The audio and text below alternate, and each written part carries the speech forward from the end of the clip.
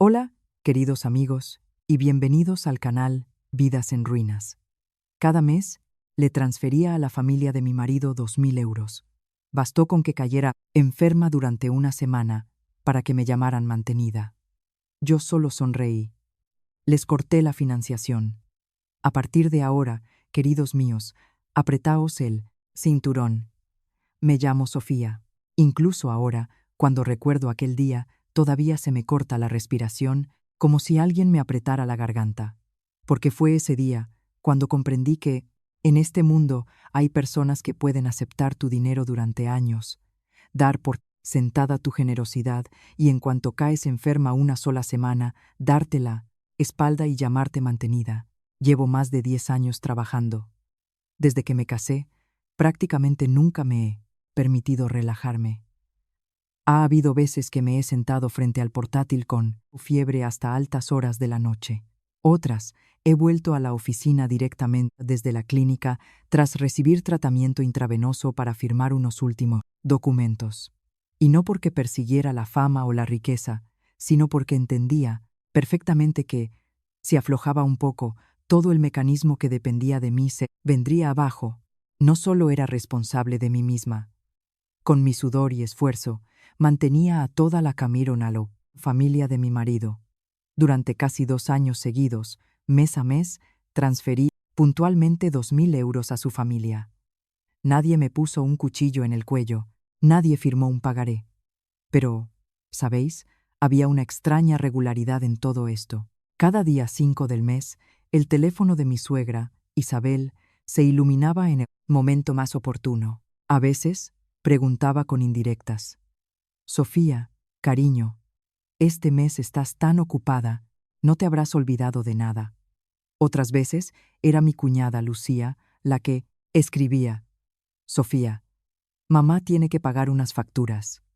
Y mi marido, Javier, simplemente comentaba, como quien no quiere la cosa. Cariño, transfiérelo un poco antes, por favor, para que mamá no tenga que recordárnoslo. Poco a poco, mi ayuda económica dejó de ser una ayuda. Se convirtió en una obligación no escrita. Cuando transfería el dinero, nadie decía una palabra. Se daba por hecho. Pero si me retrasaba 1 o 2 días, las caras de todos en la casa se ensombrecían.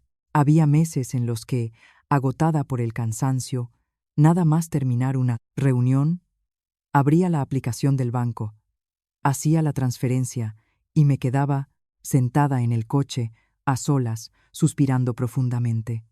Pero en aquel entonces todavía me convencía a mí misma. Bueno, ¿qué se le va a hacer? Somos una familia. Si tengo la posibilidad, debo compartir. Lo importante es que haya paz y tranquilidad en casa, y así fue hasta esa semana en la que caí realmente enferma. No fue un resfriado común de un par de días, sino un agotamiento total después de varias semanas, trabajando al límite de mis fuerzas. Tenía fiebre alta, el cuerpo me dolía, y el médico insistió en que me tomara una baja de al menos una semana si no quería desmayarme en plena oficina.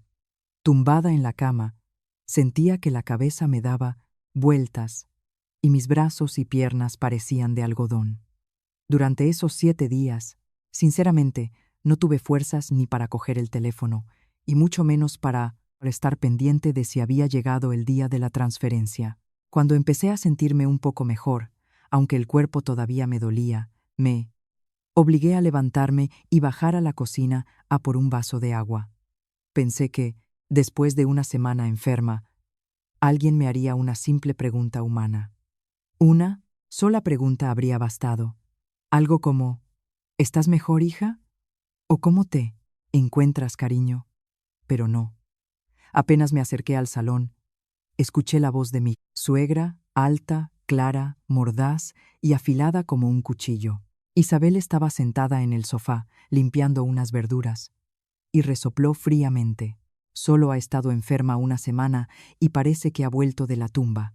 Claro, se ha acostumbrado a tenerlo todo hecho, y así se ha vuelto una floja y una mantenida. Me quedé paralizada detrás de la pared, pensando que lo había oído mal.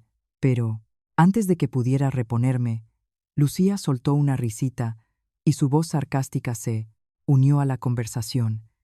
¿Y de dónde va a salir el dinero ahora, mamá? Este mes me parece que se acabó. Pronto será ella la que nos pida a nosotros. Dirigí la mirada hacia mi marido.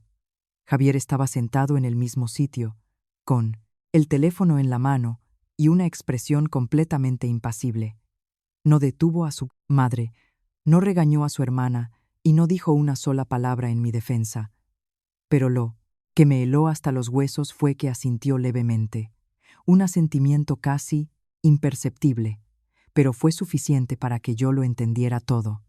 En el fondo, él pensaba lo mismo: una semana de enfermedad, una semana sin trabajar, una transferencia omitida, y, a los ojos de toda esa familia, pasé instantáneamente de ser una nuera atenta, una mantenida.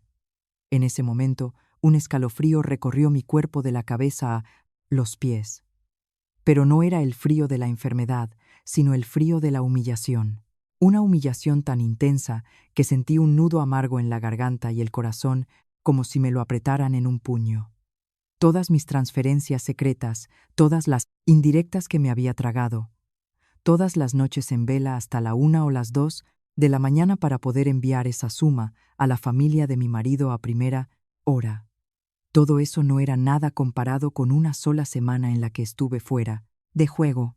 Entré decidida en el salón. En cuanto mis zapatillas rozaron el suelo, los tres levantaron la cabeza. Mi suegra se quedó paralizada por un instante, pero enseguida puso una máscara de indiferencia. Lucía torció los labios en una mueca de desprecio y Javier seguía sentado, inmóvil como una estatua. Los miré a todos y pregunté directamente, con una voz tan tranquila que hasta yo misma me sorprendí: ¿a quién acabáis de llamar mantenida? El silencio se apoderó de la habitación por un segundo, solo un segundo. Y, entonces, Lucía estalló en una carcajada. Mi suegra la siguió con un resoplido.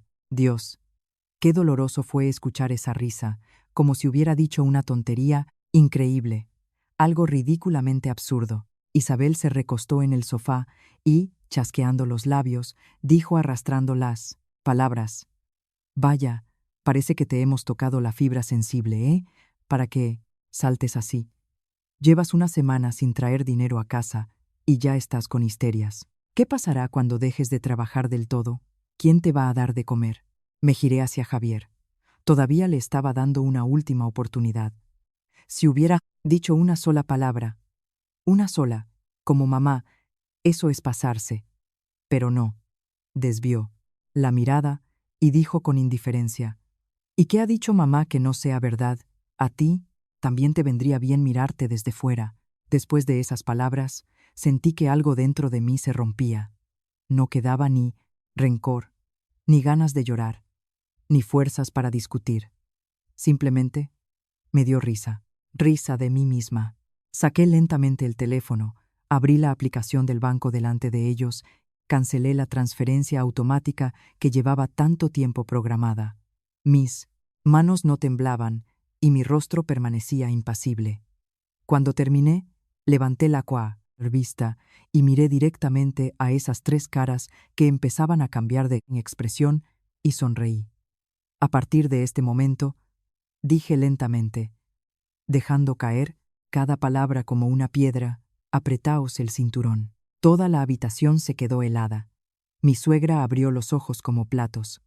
Su mano con el manojo de perejil se quedó suspendida en el aire. Lucía abrió la una en boca, y Javier palideció visiblemente. Por primera vez en muchos años, vi en sus ojos no desprecio, sino pánico. Pero, por desgracia para ellos, ya era demasiado tarde. No sospechaban que la decisión que acababa de tomar era solo el comienzo de un largo ajuste de cuentas. Mirando las caras pálidas de los tres, sentí una extraña mezcla de amargura y risa. Dicen que si quieres entender la verdadera naturaleza de una relación, no mires cómo es en los buenos tiempos, sino en el momento en que desaparece el beneficio. Y fue ese día, al cancelar la transferencia, cuando me di cuenta de que mi matrimonio se había torcido hacía mucho, mucho tiempo.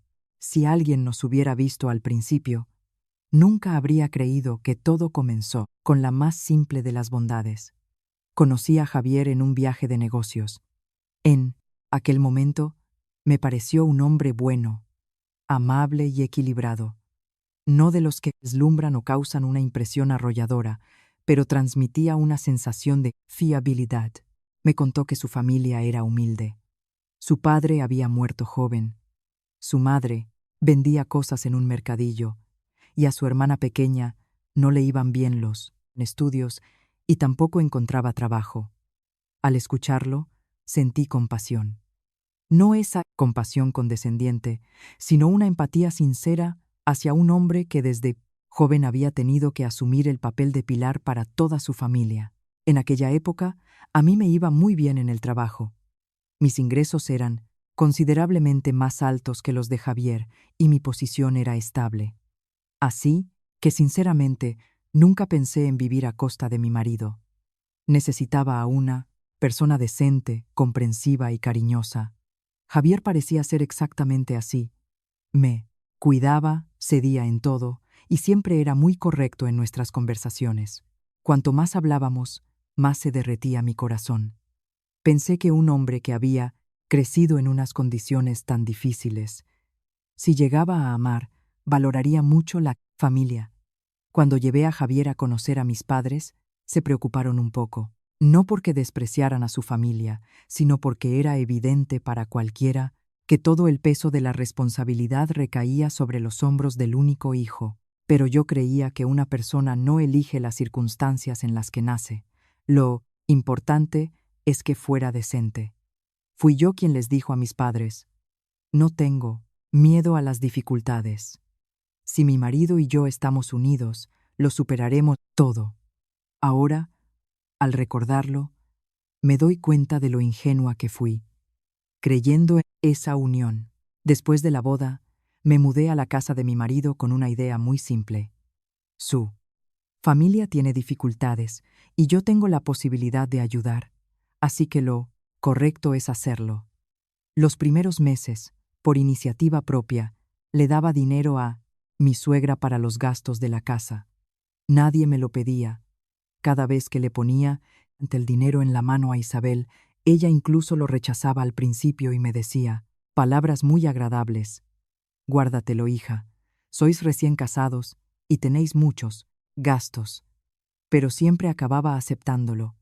Y yo me alegraba, pensando, ¿qué suegra tan comprensiva tengo?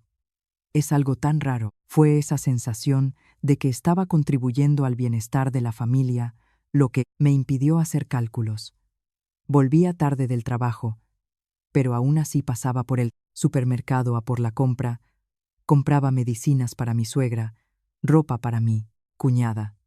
Si recibía una prima, daba más. Una vez, Javier me dijo con timidez que no me echara tanto a la espalda, pero esa timidez fue fugaz, más bien un gesto de cortesía. Y yo me consolaba. Bueno, somos una familia. Yo tengo, yo ayudo. Luego, cuando sus finanzas mejoren, todo se arreglará. Pero la vida a veces asusta, porque si das algo con demasiada facilidad, los demás se acostumbran a recibirlo y dejan de estar agradecidos. A los pocos meses, la actitud de mi suegra empezó a cambiar. Ya no decía, guárdatelo, hija. En su lugar, empezaron las indirectas. Un día se quejaba de que la comida en el mercado había subido, otro suspiraba porque la factura de la luz era más alta. Al principio no le presté atención, y al oírla, simplemente le daba más dinero. Poco a poco, mis aportaciones económicas dejaron de ser una ayuda y se convirtieron en algo rutinario. Javier también fue cambiando muy lentamente, tan lentamente que en aquel momento no me di cuenta. Justo después de la boda, solía decir que se esforzaría, que buscaría un segundo trabajo para que yo estuviera más desahogada. Pero con el tiempo, esas palabras fueron disminuyendo. Se acostumbró a que, si faltaba algo en casa, yo lo cubriría. Si su madre necesitaba dinero para comprar mercancía, yo lo cubriría. Si su hermana necesitaba dinero para un curso, yo lo cubriría. A veces decía que en el trabajo había mucha presión, que le retrasaban el sueldo, y yo, de nuevo, encontraba la solución por mi cuenta. Todo iba tan rodado que nadie, incluyéndome a mí, veía nada extraño en ello. Lucía, mi cuñada, al principio sabía decir palabras dulces. Me pedía dinero para cursos, y yo se lo daba. Decía que necesitaba un ordenador, y también se lo daba. Luego, de repente, decidió dejar los estudios y montar un negocio. Yo me opuse, y ella se ofendió. Mi suegra la defendió. Vamos, es joven, deja que lo intente. Al final, el dinero lo volví a poner yo. Su pequeña tienda funcionó unos meses y quebró. Lucía lloraba. Isabel suspiraba. Javier callaba.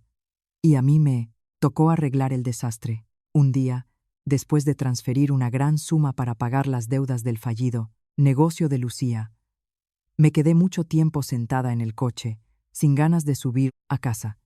Estaba cansada, realmente cansada. Por la noche, cuando nos quedamos solos en el dormitorio, le hice a Javier una pregunta que todavía recuerdo. No, ¿te parece que me he echado demasiado a la espalda?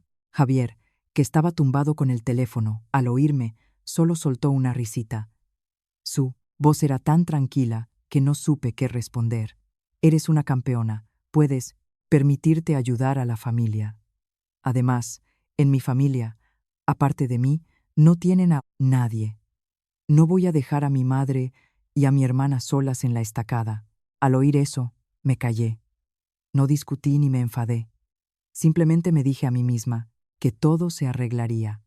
Lo importante era que hubiera paz en la familia. Lo importante era aguantar un poco más, y mis esfuerzos serían valorados. Pero no, sospechaba que mi ayuda voluntaria en ese momento ya se estaba convirtiendo en una trampa. Y para cuando me di cuenta, ya era demasiado tarde, porque a sus ojos, yo ya no era una nuera o una esposa, sino la persona obligada a mantener a toda su familia. Después de esa conversación con Javier, no discutí. No porque le diera la razón, sino porque me obligué a creer que simplemente estaba dividido entre su madre, su esposa, y que le resultaba difícil. Pensé que un hombre que había crecido en esas condiciones estaba acostumbrado a poner a su madre y a su hermana en primer lugar. Lo importante era que no fuera cruel conmigo, que le quedara al menos poco de afecto conyugal y que el resto se arreglaría con el tiempo. Pero no, sabía que mi silencio y mi paciencia estaban allanando el camino al desprecio que crecía en esa casa día a día. Aproximadamente un año después de la boda, las sumas que daba a la familia de mi exmarido dejaron de ser pequeñas. Al principio eran unos pocos euros para la compra, luego 50 o 100, y después crecieron hasta 200 o 300. Ya ni recuerdo cómo ocurrió. Todo sucedió de forma tan natural que desde fuera podría parecer algo normal en una familia. Solo yo, viviendo dentro de esa situación, sentía que con cada aumento de la suma, la actitud de quienes la recibían se enfriaba un grado. Al principio, después de cada transferencia, mi suegra me enviaba un mensaje corto. Recibido, hija, cuídate, o bueno, con esto para este mes llega, pero, con el tiempo, incluso esas palabras desaparecieron. Fueron reemplazadas por preguntas cortas y directas, como si estuvieran comprobando la llegada de un pago más. ¿Has hecho la transferencia este mes? ¿O el dinero llegará hoy? No seguro. A veces, ya el día 3, mi teléfono empezaba a sonar. Una vez, estaba en una reunión y al salir, vi 3 llamadas perdidas de Isabel y un mensaje de Lucía. Sofía, mamá está esperando. Esa palabra esperando a primera vista inofensiva, con la repetición constante se volvió insoportablemente pesada.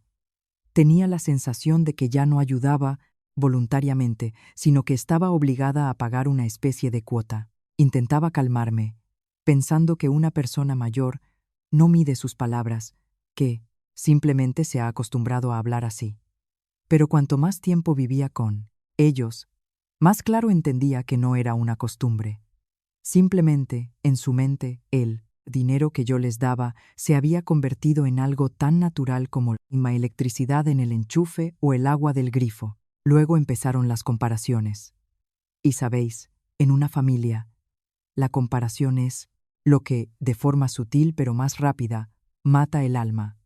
Una vez, durante la cena, Isabel le puso a Javier un trozo de pescado en el plato y, como quien no quiere, la cosa, soltó.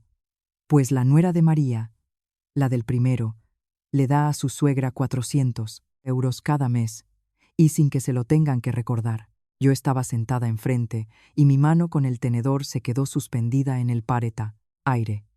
No me miraba, seguía hablando como si fuera una simple conversación trivial.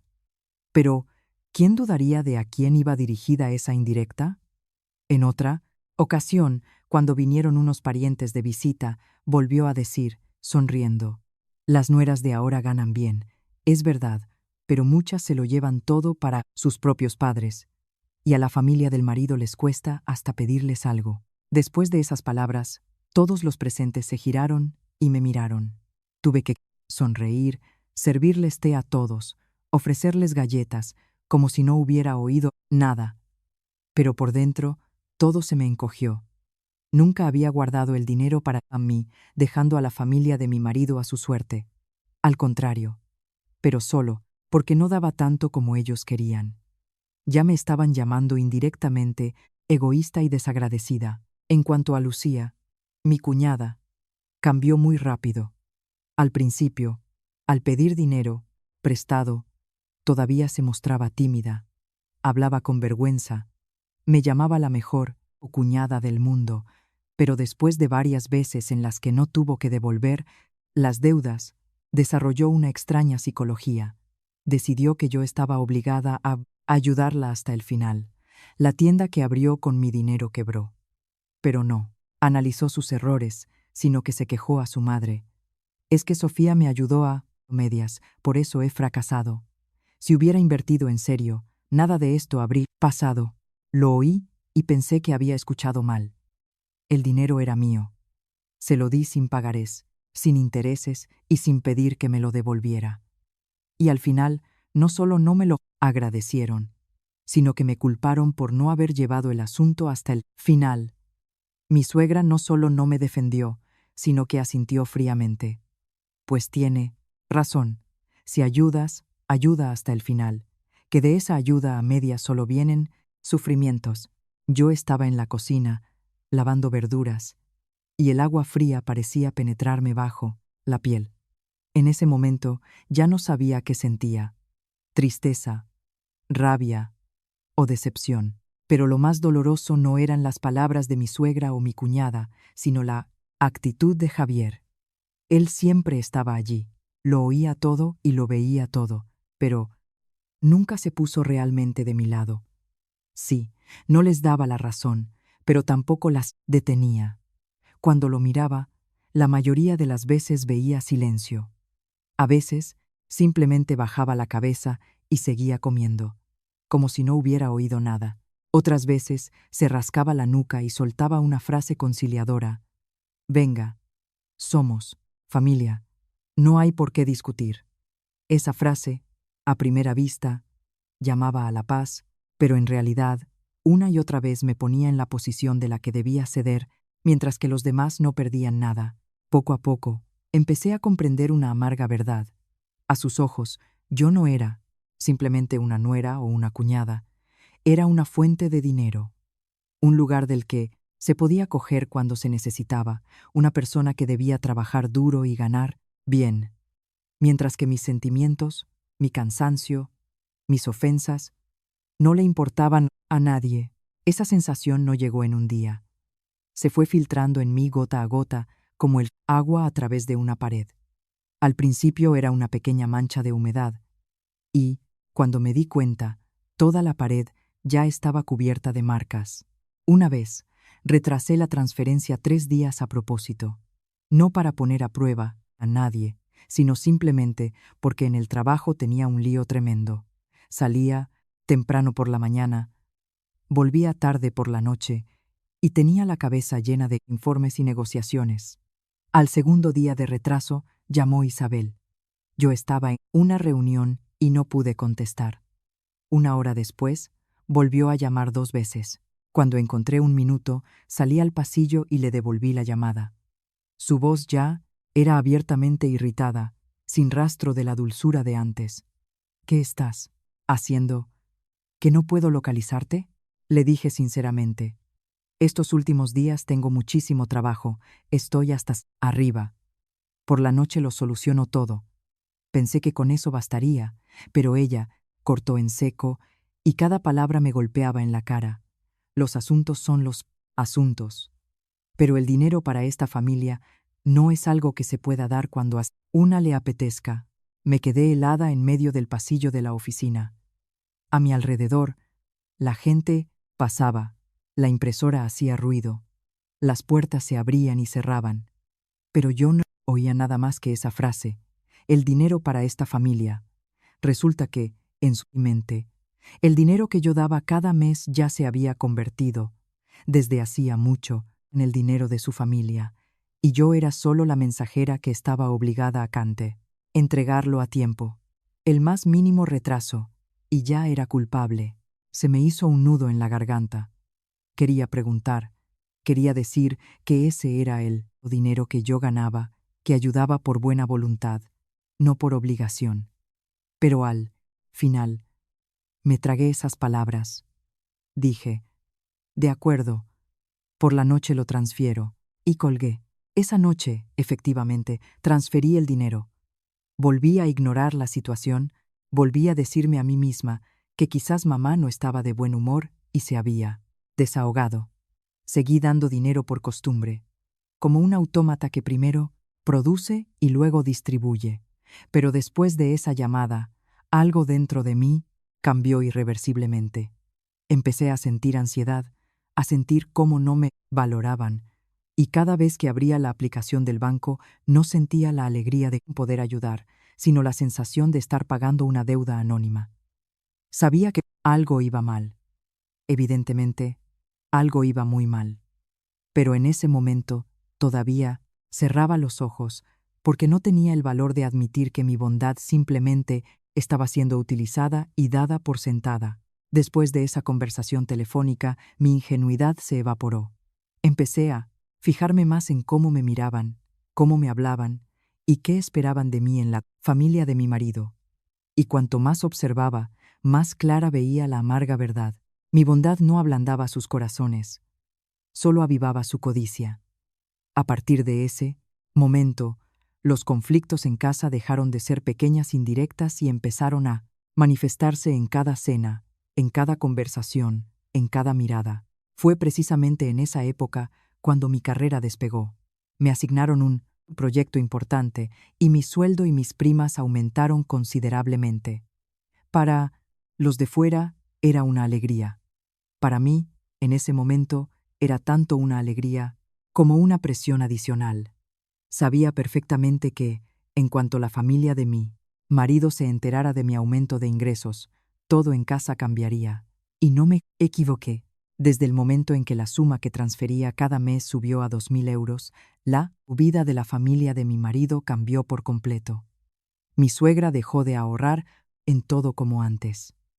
Empezó a comprar más, a usar cosas caras y a hablar de otra manera. Delante de los parientes, presumía con orgullo. Mi nuera es una campeona, gana muy bien. En estos tiempos, tener un hijo competente está bien, pero una nuera que sabe hacer dinero es aún mejor. Desde fuera, sonaba como un halago. Los demás pensarían que tenía suerte, que mi suegra estaba muy orgullosa de mí. Pero en cuanto se cerraba la puerta, ese tono dulce cambiaba de inmediato.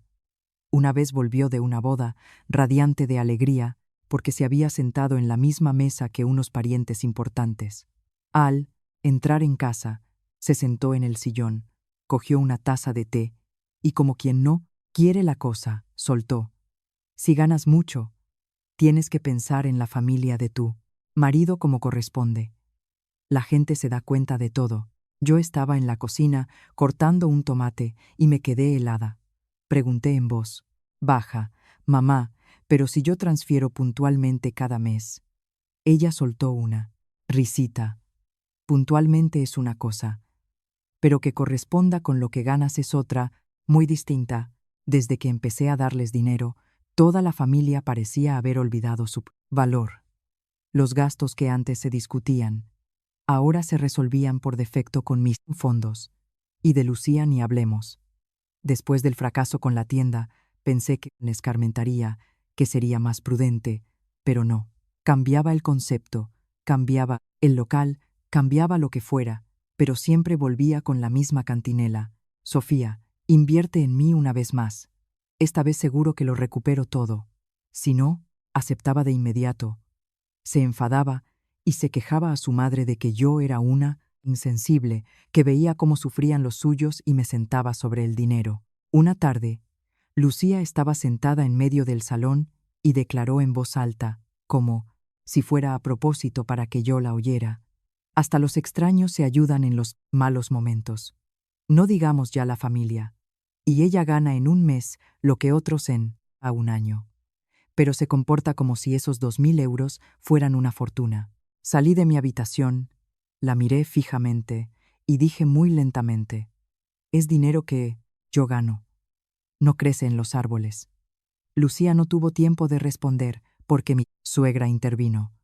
Vaya, ¿quién discute que lo ganas tú? Pero ya que eres la nuera de esta casa, tienes la obligación de preocuparte por su bienestar. Incluso Javier, que al principio al menos aparentaba sentirse incómodo hablando de dinero, fue cambiando poco a poco. Dejó de preguntar si estaba cansada, si me resultaba difícil. Solo le interesaba si había transferido el dinero, si este mes habría prima, si podía cubrir tal o cual gasto. Sus preguntas enfriaban cada vez más mi corazón. Una vez, cuando volví de un viaje de negocios, agotada hasta el extremo, él ya me estaba esperando en la habitación y me dijo que su madre iba a hacer obras en la cocina y si podía transferirle una suma adicional. Estaba tan agotada que respondí con sinceridad: necesito hacer cálculos. Al oír eso, Javier se ensombreció. Su voz se volvió pesada. Si ganas dinero, debes preocuparte primero por mi familia. Es el deber de una esposa no sentarte sobre el dinero y decir que es tuyo. Esas palabras me dejaron paralizada. Miré al hombre que tenía delante y vi a un extraño. El que una vez dijo que me amaba, que prometió construir una familia juntos, ahora estaba sentado dándome un sermón sobre el deber de una esposa, usando como argumento el dinero que yo misma había ganado. Le pregunté, intentando mantener la calma: ¿y cuál es entonces el deber de un marido? ¿Permitir que su esposa cargue con todo?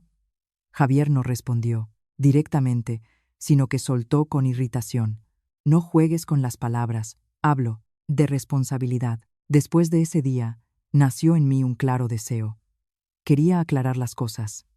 No para exigir que me devolvieran el dinero o empezar a contar céntimos, sino porque sentía que si permitía que esta situación nebulosa continuara, un día, ni yo misma sabría si estaba cuidando de la familia o simplemente alimentándola, costumbre de vivir a costa de otros. Una tarde, durante la cena, me armé de valor y propuse: oye, ¿y si a partir del mes que viene nos sentamos y lo apuntamos todo claramente? ¿Cuánto para los gastos de la casa? ¿Cuánto para ayudar a mamá? Y el resto, Javier y yo lo cuento. ¿Ahorramos o lo invertimos?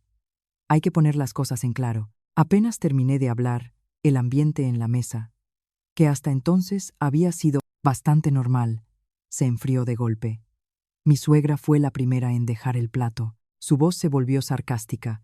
Dar dinero y encima sentarse a contarlo. Se nota que no lo haces de corazón. Lucía asintió de inmediato. Si puedes ayudar, ayudas. Si no, pues no. Como si alguien te obligara. Y Javier me miró con abierta irritación. Lo haces como si consideraras a mi familia gente extraña. Yo estaba sentada a la mesa, escuchando cada palabra, sintiendo cómo se me venía todo abajo. Resulta que, en cuanto hablaba de claridad, me convertía en una calculadora y desalmada. Desde ese día, el ambiente en casa se volvió insoportablemente pesado. Cada vez que volvía del trabajo, en las miradas de los demás ya no leía solo expectación, sino exigencia, como si yo tuviera en mis manos el grifo del dinero, y si no lo habría lo suficiente, era culpable ante toda la familia. Y poco a poco comprendí que había caído en un círculo vicioso. Cuanto más daba, más lo consideraban su obligación. Cuanto más aguantaba, más se envalentonaban. Cuanto más intentaba mantener la paz, más se construía esa paz sobre mis concesiones. A veces, por la noche, yacía junto a mi marido, escuchando su respiración, acompasada, como si no tuviera ninguna preocupación, y miraba a la oscuridad, preguntándome, ¿desde cuándo vivo en una casa donde todo mi valor se mide por una sola cosa, el dinero? Ya entonces empecé a tener miedo, no miedo a la pobreza o a perder dinero, sino porque empecé a sentir claramente que esta familia me veía más como un recurso financiero que como una persona. Pero incluso con estos pensamientos pesados, no podía imaginar que lo que sucedería a continuación sería mucho peor de lo que podía imaginar. Esa vaga sensación de miedo me persiguió durante varios días. Iba a trabajar, participaba en reuniones, firmaba documentos, me reunía con clientes, como de costumbre, pero sentía un peso en el alma. Presentía que algo iba a pasar, pero no esperaba que la gota que colmaría el vaso fuera el momento en que mi cuerpo estaría al límite, mi espíritu debilitado, y cuando más necesitaría en el mundo, un simple cuidado humano. En ese período, en el trabajo hubo un estrés sin precedentes. Prácticamente vivía entre documentos. Salía temprano por la mañana, volvía tarde por la noche y me volvía a sentar frente al ordenador. Un día, en plena reunión, se me nubló la vista, el corazón se me aceleró y las manos y los pies se me quedaron helados. Mis compañeros tuvieron que sacarme de la sala e insistir en que fuera a un médico. El médico, tras ver los resultados de los análisis, negó con la cabeza y dijo que tenía un agotamiento total, fiebre por exceso de trabajo y que necesitaba una baja de al menos una semana. Al oír las palabras una semana de baja, lo primero en lo que pensé no fue en mi salud, sino en el trabajo y en la casa, que se había acostumbrado a vivir al ritmo de mis transferencias bancarias. Estaba en casa, pero no encontraba mi sitio. Ora tenía calor, ora frío. La cabeza me estallaba. Hubo días en los que solo abría los ojos unos minutos, luego volvía a caer en el sueño. Pero lo que me helaba hasta los huesos era que, durante todos esos días, nadie de la familia de mi marido se interesó de verdad por mi estado. Mi suegra no llamó para preguntar si estaba mejor. Mi marido no. Se sentó a mi lado, ni me tocó la frente, como haría un esposo cariñoso. Y Lucía, ni de lejos. Todo lo que recibía eran mensajes cortos y secos, parecidos a Pramel y una notificaciones de deuda. El primer día, Isabel escribió: ¿Cuándo vas a transferir el dinero este mes? Miré la pantalla. Tenía la espalda empapada de sudor y las manos me temblaban, tanto que hasta el teléfono parecía pesado. No tuve tiempo de responder cuando, 2 horas después, llegó un mensaje de Lucía. Mamá tiene que resolver un asunto urgente. Al segundo día, Javier solo preguntó: ¿Estás mejor? No tuve tiempo de sentir el calor de su preocupación cuando enseguida siguió una segunda línea. Si estás tan mal, dame tu teléfono, entro yo mismo en la aplicación y lo transfiero. Así será más rápido. Al leer eso, me quedé mucho tiempo tumbada mirando al techo. Resulta que su pregunta sobre mi estado era solo una excusa para pasar al tema del dinero. No, respondí de inmediato. No porque quisiera empeorar las cosas, sino porque en ese momento realmente no me importaba nada más que el deseo de respirar con normalidad y dormir para superar esa debilidad. Al tercer día, Isabel llamó ella misma. Respondí, sintiendo cómo me zumbaba la cabeza. En su voz no había ni una pizca de la preocupación que mostraría una suegra que sabe que su nuera está enferma. Fue directa al grano. ¿Hasta cuándo? ¿Piensas estar tumbada? El dinero todavía no ha llegado. Yo, intentando mantener la cortesía, respondí: Mamá, estoy muy mal. En cuanto me encuentre mejor, lo soluciono todo. Ella guardó silencio un segundo y soltó una sola frase. Una mujer que ni siquiera puede ganar dinero sin interrupciones. ¿Cómo piensa vivir? Dicho esto, colgó. Esa llamada me hizo despertar del todo, no porque me sintiera mejor, sino porque lo entendí todo. Pero, sinceramente, incluso entonces seguí engañándome a mí misma. Pensé, quizás mamá tiene asuntos urgentes, por eso está tan nerviosa. Quizás he caído enferma tan de repente que simplemente no están acostumbrados. Todavía intentaba pensar bien de ellos, justificar a quienes me hacían daño. Supongo que cuando una persona da durante demasiado tiempo, le resulta muy difícil aceptar que a cambio solo recibe frialdad. Pasó exactamente una semana. Me sentía un poco mejor. Todavía no estaba completamente recuperada, pero ya podía sentarme, moverme lentamente por la casa. Esa noche bajé a cenar con todos. En mi interior albergaba una pequeña esperanza de que, después de varios días en cama, la cena de hoy transcurriría con tranquilidad. Que quizás todos dejarían de hablar de dinero y me preguntarían por mi estado, como es debido. Pero apenas entré en el comedor, sentí un ambiente extraño. Nadie me miraba con compasión. En la mesa reinaba un silencio glacial. En cuanto aparté la silla para sentarme, mi suegra, sin mirarme, con una voz plana pero más afilada que un cuchillo, dijo: ha estado enferma una nimiedad y se ha pasado una semana entera, en la cama. El dinero sigue sin aparecer. Claro, se ha acostumbrado a tenerlo todo hecho, y así se ha vuelto una floja. Me quedé helada, como si me hubieran golpeado. Todo el cansancio acumulado, el rencor, todo lo que había contenido, me subió a la garganta. No tuve tiempo de decir nada cuando Lucía soltó una risita. Era esa misma sonrisa maliciosa. Lo digo, si ya no puedes ganar dinero, vuelve con tus padres. Porque vivir aquí y hacer que los demás esperen cada mes es muy agotador. Me giré bruscamente hacia ella. Esa chica cogía la comida tranquilamente, como si hubiera dicho algo completamente normal. La forma en que hablaba mi suegra, cómo se comportaba mi cuñada, ya no era simplemente un arrebato de ira. Eran palabras que llevaban mucho tiempo en sus cabezas, esperando el momento adecuado para lanzármelas a la cara cuando estuviera débil. En ese momento, miré a Javier. Me aferré a él como a una última esperanza. Necesitaba que dijera una palabra para que su madre se callara, una palabra para que Lucía parara. Lo que fuera. Pero él callaba. Javier bajó la cabeza, cogió un trozo de comida y luego levantó hacia mí una mirada fría y cansada, como si fuera yo, y no ellos, quien creaba una situación incómoda en casa, y en ese instante lo entendí todo. Estaba completamente sola en mi propio matrimonio. No tenía ni marido, ni familia, ni nadie que estuviera de mi lado. Esta casa solo necesitaba mi dinero, y mi dolor, mi cansancio, mi humillación, nadie le importaban de verdad. Dejé los cubiertos. El sonido de su ligero golpe contra el borde del plato resonó en la habitación. Miré a todos y pregunté con una voz extrañamente tranquila: ¿de verdad creéis que soy una mantenida? Nadie respondió de inmediato, pero ese silencio fue más doloroso que cualquier respuesta. Mi suegra no lo negó. Lucía torció los labios. ¿Y Javier?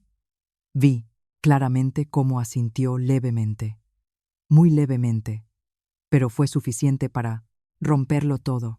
De repente me reí. Una risa fría que me pareció extraña incluso a mí misma. Todo mi amor, todos mis esfuerzos, toda mi paciencia durante estos años, todo, eso, al final, solo valía esa mirada. No dije nada más. Saqué el teléfono, abrí la aplicación del banco, miré la transferencia automática que se había repetido durante tantos meses y pulsé cancelar. Mis manos no temblaban y mi corazón no temblaba. Simplemente Levanté la vista hacia ellos y dije, ya que me consideráis una mantenida, a partir de hoy, dejo de manteneros. Fue en ese momento cuando entendí claramente. Todavía estaba sentada en esa casa, todavía tenía el estatus de nuera, pero en mi alma ya no era su nuera. Apenas pronuncié esas palabras, el caos se desató en la mesa. Los platos sonaron, las sillas chirriaron. Mi suegra aspiró ruidosamente, como si no creyera lo que oía. En todos los años que había sido su nuera, nunca les había hablado con un tono tan frío, y mucho menos había interrumpido su costumbre de huera, vivir a mi costa con una declaración tan decidida. Por eso, su primera reacción no fue de ira, sino de shock. Pero ese shock duró solo unos segundos. Inmediatamente después, Isabel golpeó la mesa con fuerza con los cubiertos. El sonido agudo atravesó el pesado silencio del comedor. Me clavó una mirada tan furiosa que si las miradas pudieran herir, en ese momento estaría cubierta de sangre. Siseó entre dientes. ¿A quién intentas asustar? El dinero que das es tu deber para con la familia de marido. Como que cancelado, yo permanecía inmóvil, con la espalda recta, mirándola directamente a los ojos. No sé por qué, pero después de tantos años de paciencia, en ese preciso momento, mi mente estaba cristalina. Cada una de sus palabras entraba en mis oídos, pero ya no me hacía temblar. Respondí lentamente. Un deber es cuando es voluntario, y si lo consideráis una obligación, entonces lo siento, a partir de hoy se acabó.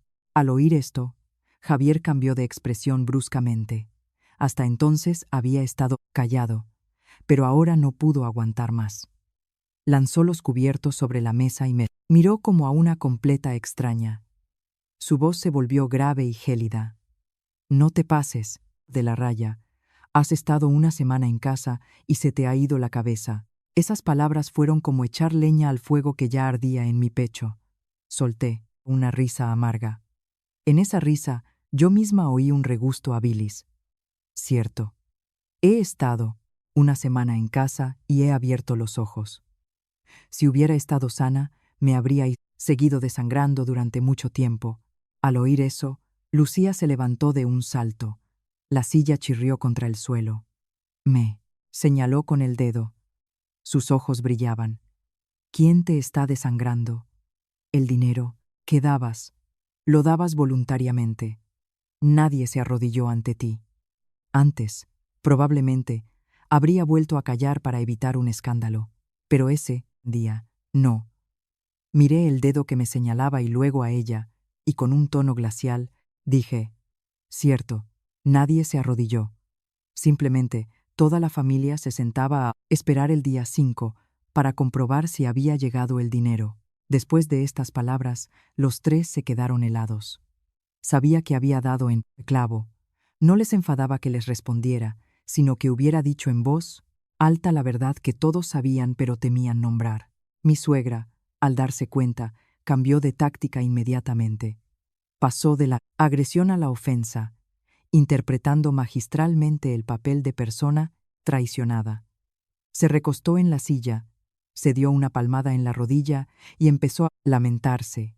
He criado a una serpiente en mi seno, tantos años considerándote una hija, y me has traicionado más rápido de lo que se le da la vuelta a una tórtila. Me dio una risa dolorosa. ¿Considerándome una hija? Si de verdad me hubiera considerado una hija, nadie habría preguntado primero por el dinero cuando un hijo está enfermo. Nadie habría llamado mantenida a un hijo recién recuperado, pero ya no quería discutir más con ella. Discutir con gente que está acostumbrada a recibir y no sabe agradecer es solo agotarse a una misma. Me levanté, cogí mi bolso, que estaba en la silla de al lado, y dije con firmeza, no voy a discutir con gente que coge mi dinero y al mismo tiempo me llama mantenida. Me di la vuelta para irme. Detrás de mí se oyó un fuerte golpe. Fue Javier, que había golpeado la mesa con el puño. Me gritó a la espalda. Su voz era tan furiosa que se le hincharon las vendas del cuello. Sofía, si sales de esta habitación ahora, no te quejes si dejo de tenerte en cuenta. Me detuve un segundo. Esas palabras enfriaron aún más mi corazón. Tener en cuenta. Resulta que, incluso en un momento así, él pensaba en quién tenía en cuenta a quién, y no en por qué habían llevado a su esposa a ese estado. No me di la vuelta, solo lancé por encima del hombro. Fuisteis vosotros los primeros en dejar de tenerme en cuenta. Y me dirigí directamente a mi habitación. Solo al cerrar la puerta detrás de mí, me di cuenta de que tenía las manos heladas. Todo mi cuerpo temblaba, no de miedo, sino de que la tensión acumulada durante años finalmente había salido. Me senté en el borde de la cama y respiré profundamente durante un rato, pero el pecho seguía oprimiéndome. Abajo, en el comedor, se oía el sonido de los platos, pasos, los gritos de mi suegra, los comentarios sarcásticos de Lucía y la voz de Javier. Todo se mezclaba en un zumbido caótico. Esta casa se había acostumbrado durante mucho tiempo a mí. Silencio, y en cuanto dejé de callar, perdieron el equilibrio de inmediato. Después de un rato, todo se calmó abajo. Pensé que se habían tranquilizado. Pero, tarde en la noche, cuando las luces de la casa ya estaban apagadas, oí, claramente, cómo los tres estaban sentados en el salón hablando. La voz de mi suegra, chirriante y enfadada, se colaba por debajo de la puerta. Está siendo terca, hay que darle una lección. Lucía asintió de inmediato. Su voz era más baja, pero llena de malicia. Y Javier guardó silencio unos instantes, y luego dijo con una voz grave y pesada, que me dio aún más miedo que sus gritos. Ya sé, me ocurrirá algo. Yacía en la cama con los ojos abiertos, mirando a la oscuridad. Por primera vez, en mi vida, sentí que no solo vivía con gente codiciosa, sino con adversarios que habían empezado a considerarme un obstáculo. No se detendrían en insultos y reproches. Cuando una casa, acostumbrada a vivir del dinero ajeno, se ve privada, de repente de esa fuente, instintivamente empieza a luchar. Y los instintos de la codicia nunca son limpios. Esa noche apenas dormí. Estuve atenta a cada ruido, al silbido del viento fuera de la ventana, al lento y pesado latido de mi propio corazón.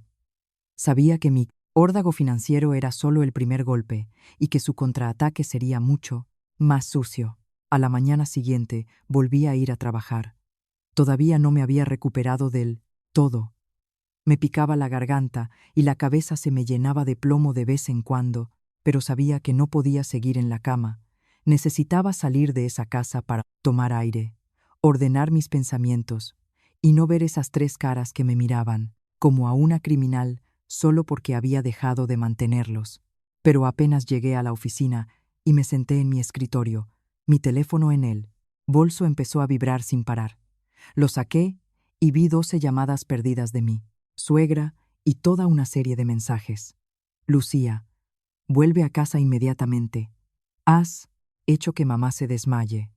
¿Tienes algo de humana?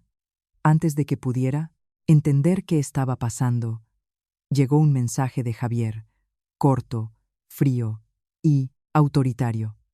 Si quieres montar un escándalo, vuelve a casa y lo arreglamos.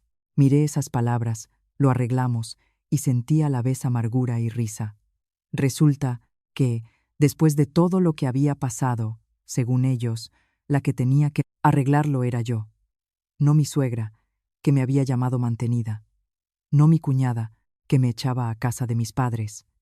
No mi marido, que se había sentado como una estatua mientras humillaban a su esposa.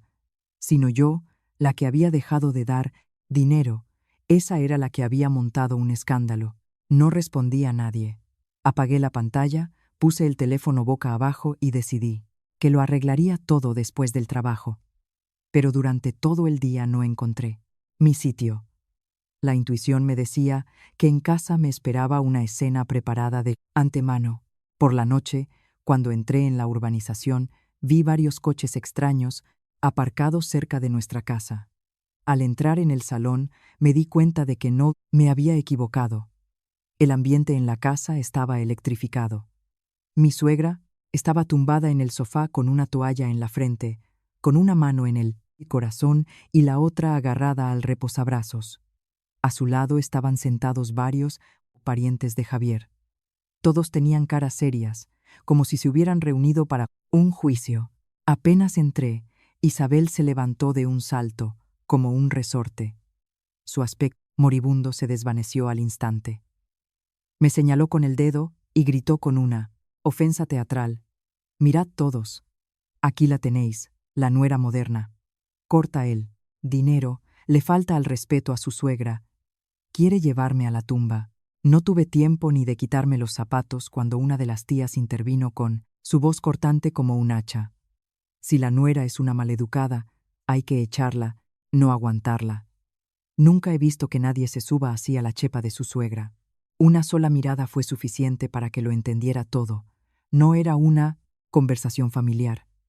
Era un teatro montado para hacerme agachar la cabeza, invitar a los parientes como testigos, simular un ataque al corazón de la suegra por culpa de una nuera desagradecida y hacerme retroceder por vergüenza. Sí y no, iban a detenerse en insultos. Estaban tendiendo una trampa. Y la primera trampa era hacerme quedar como la culpable ante toda la familia. Miré a Javier. Estaba sentado en el centro de la habitación, con una expresión gélida, las manos entrelazadas, sin una sombra de vergüenza o incomodidad.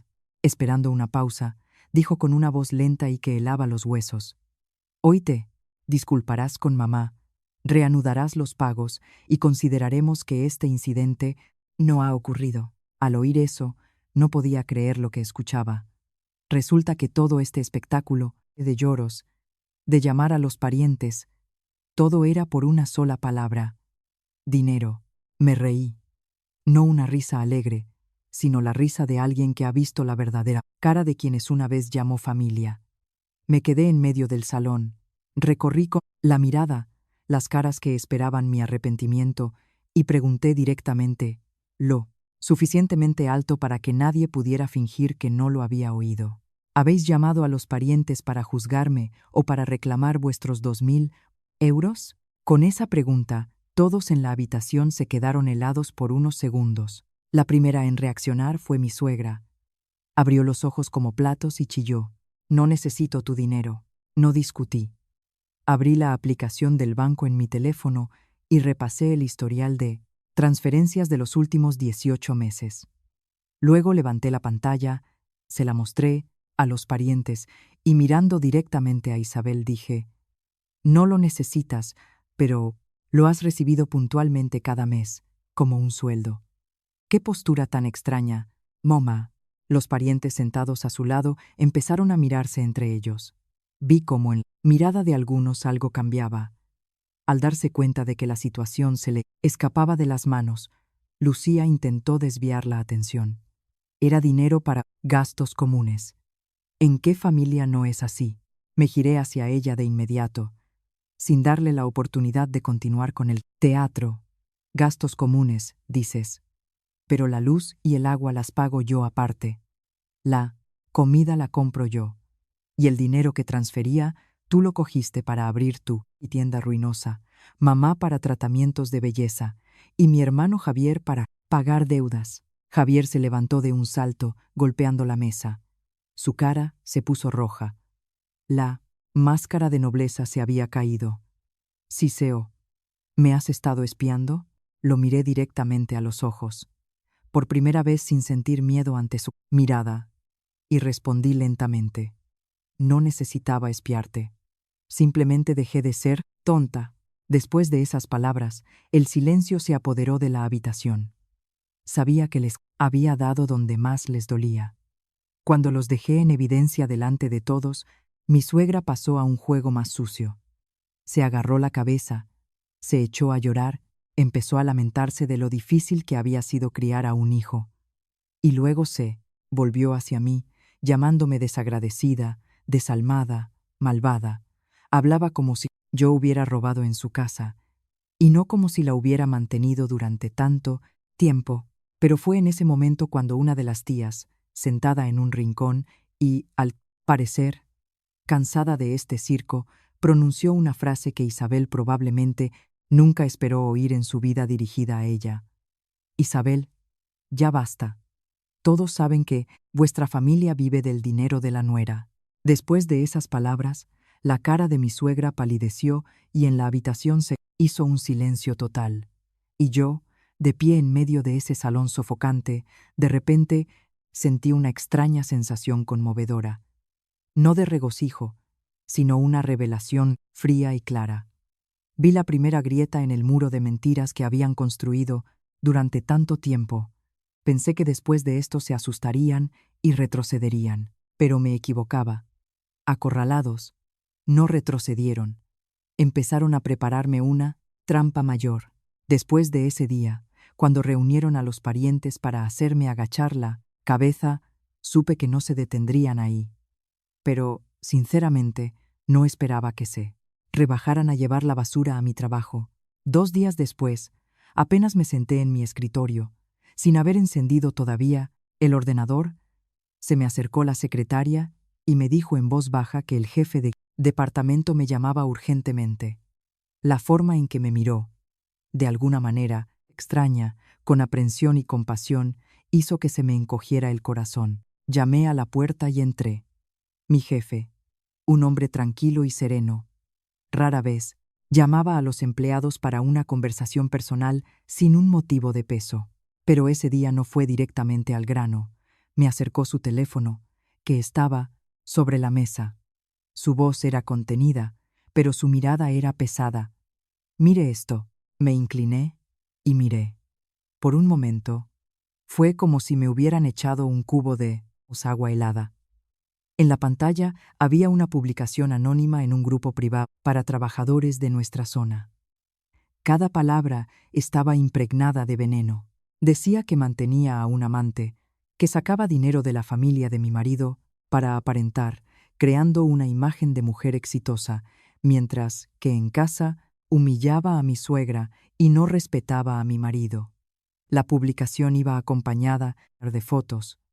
Una foto de mi coche en la cafetería donde me reunía con clientes. Una foto mía entrando en el vestíbulo de un hotel para firmar un contrato. E incluso capturas de pantalla de varias transferencias bancarias.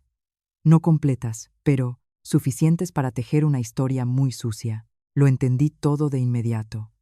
Un extraño no se habría tomado tantas molestias ni podría haberme seguido tan de cerca. Además, unas fotos tan cercanas solo podría haberlas hecho alguien de dentro o alguien a quien hubieran contratado. Mi jefe guardó silencio, observando mi reacción, y luego preguntó, igual de contenido: ¿Quiere explicar algo? La empresa no se mete en la vida personal de los empleados, pero esta situación está empezando a dañar nuestra reputación. Escuchaba, y tenía un nudo en la garganta. Humillación, rabia, amargura, todo se mezclaba.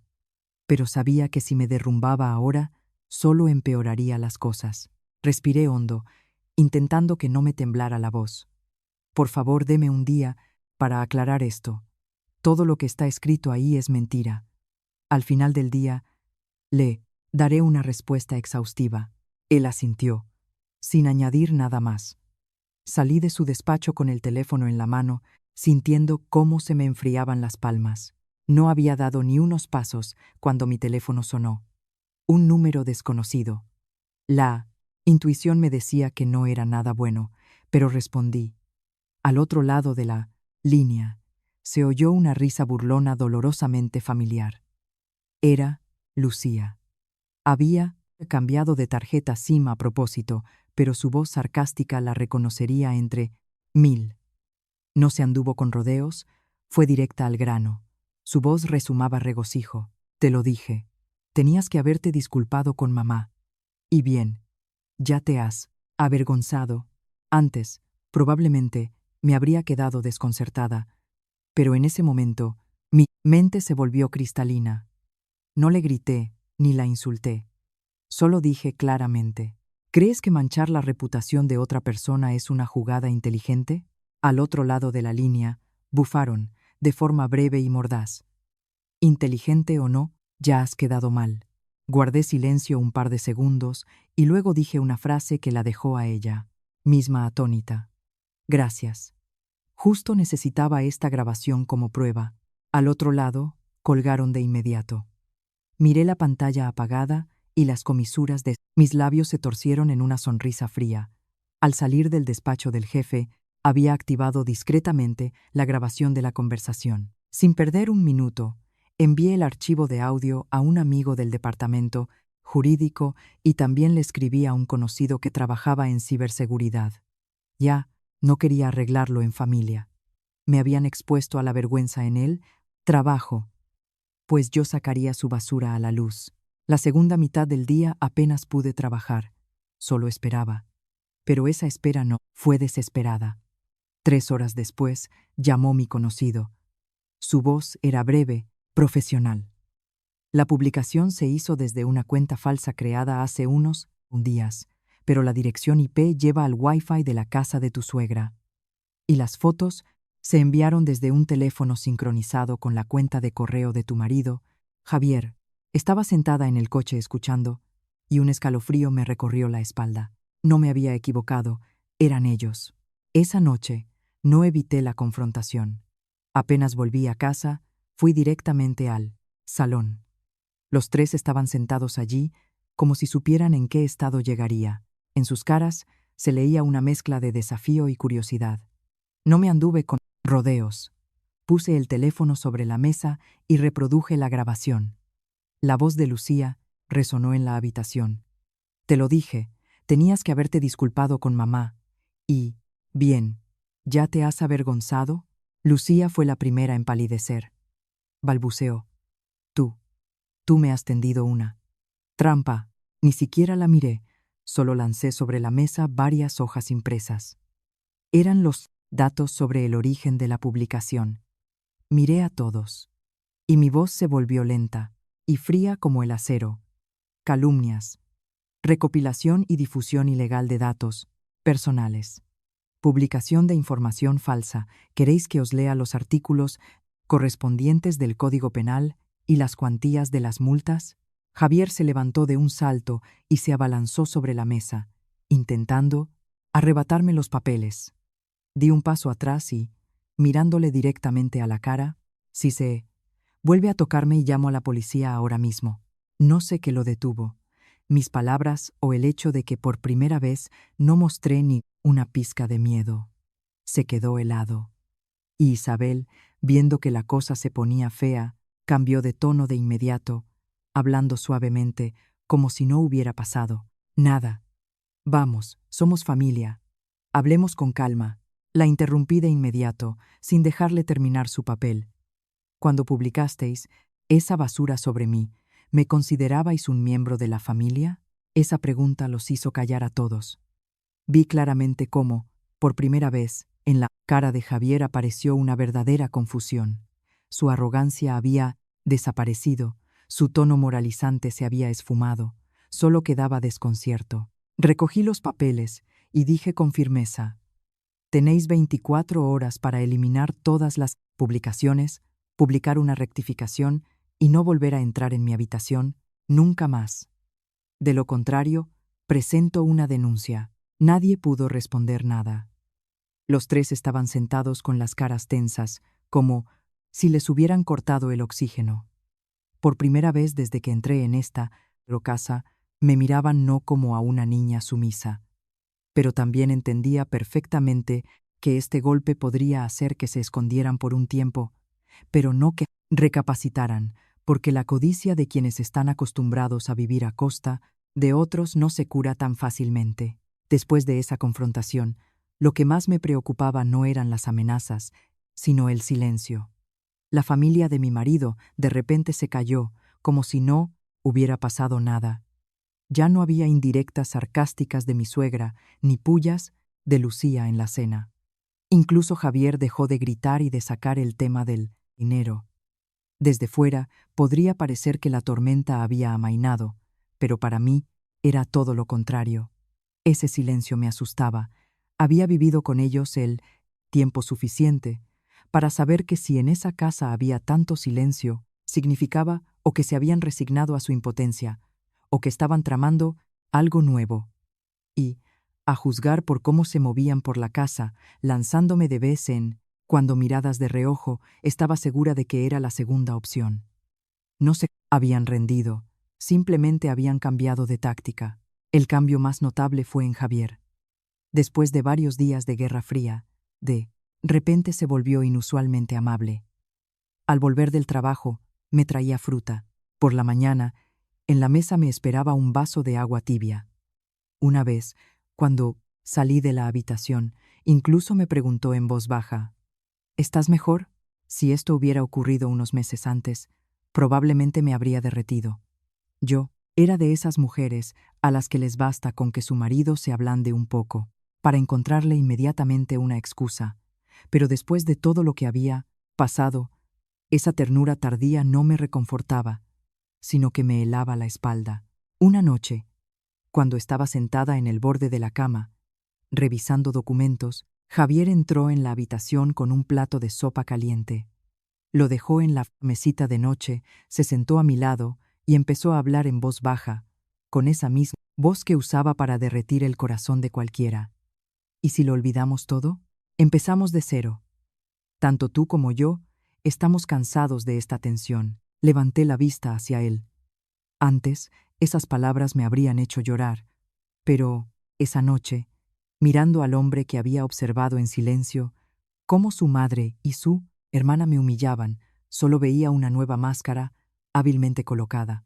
No tuve tiempo de responder nada cuando, al día siguiente, mi suegra cambió de tono. Me llamó al salón para tomar un té.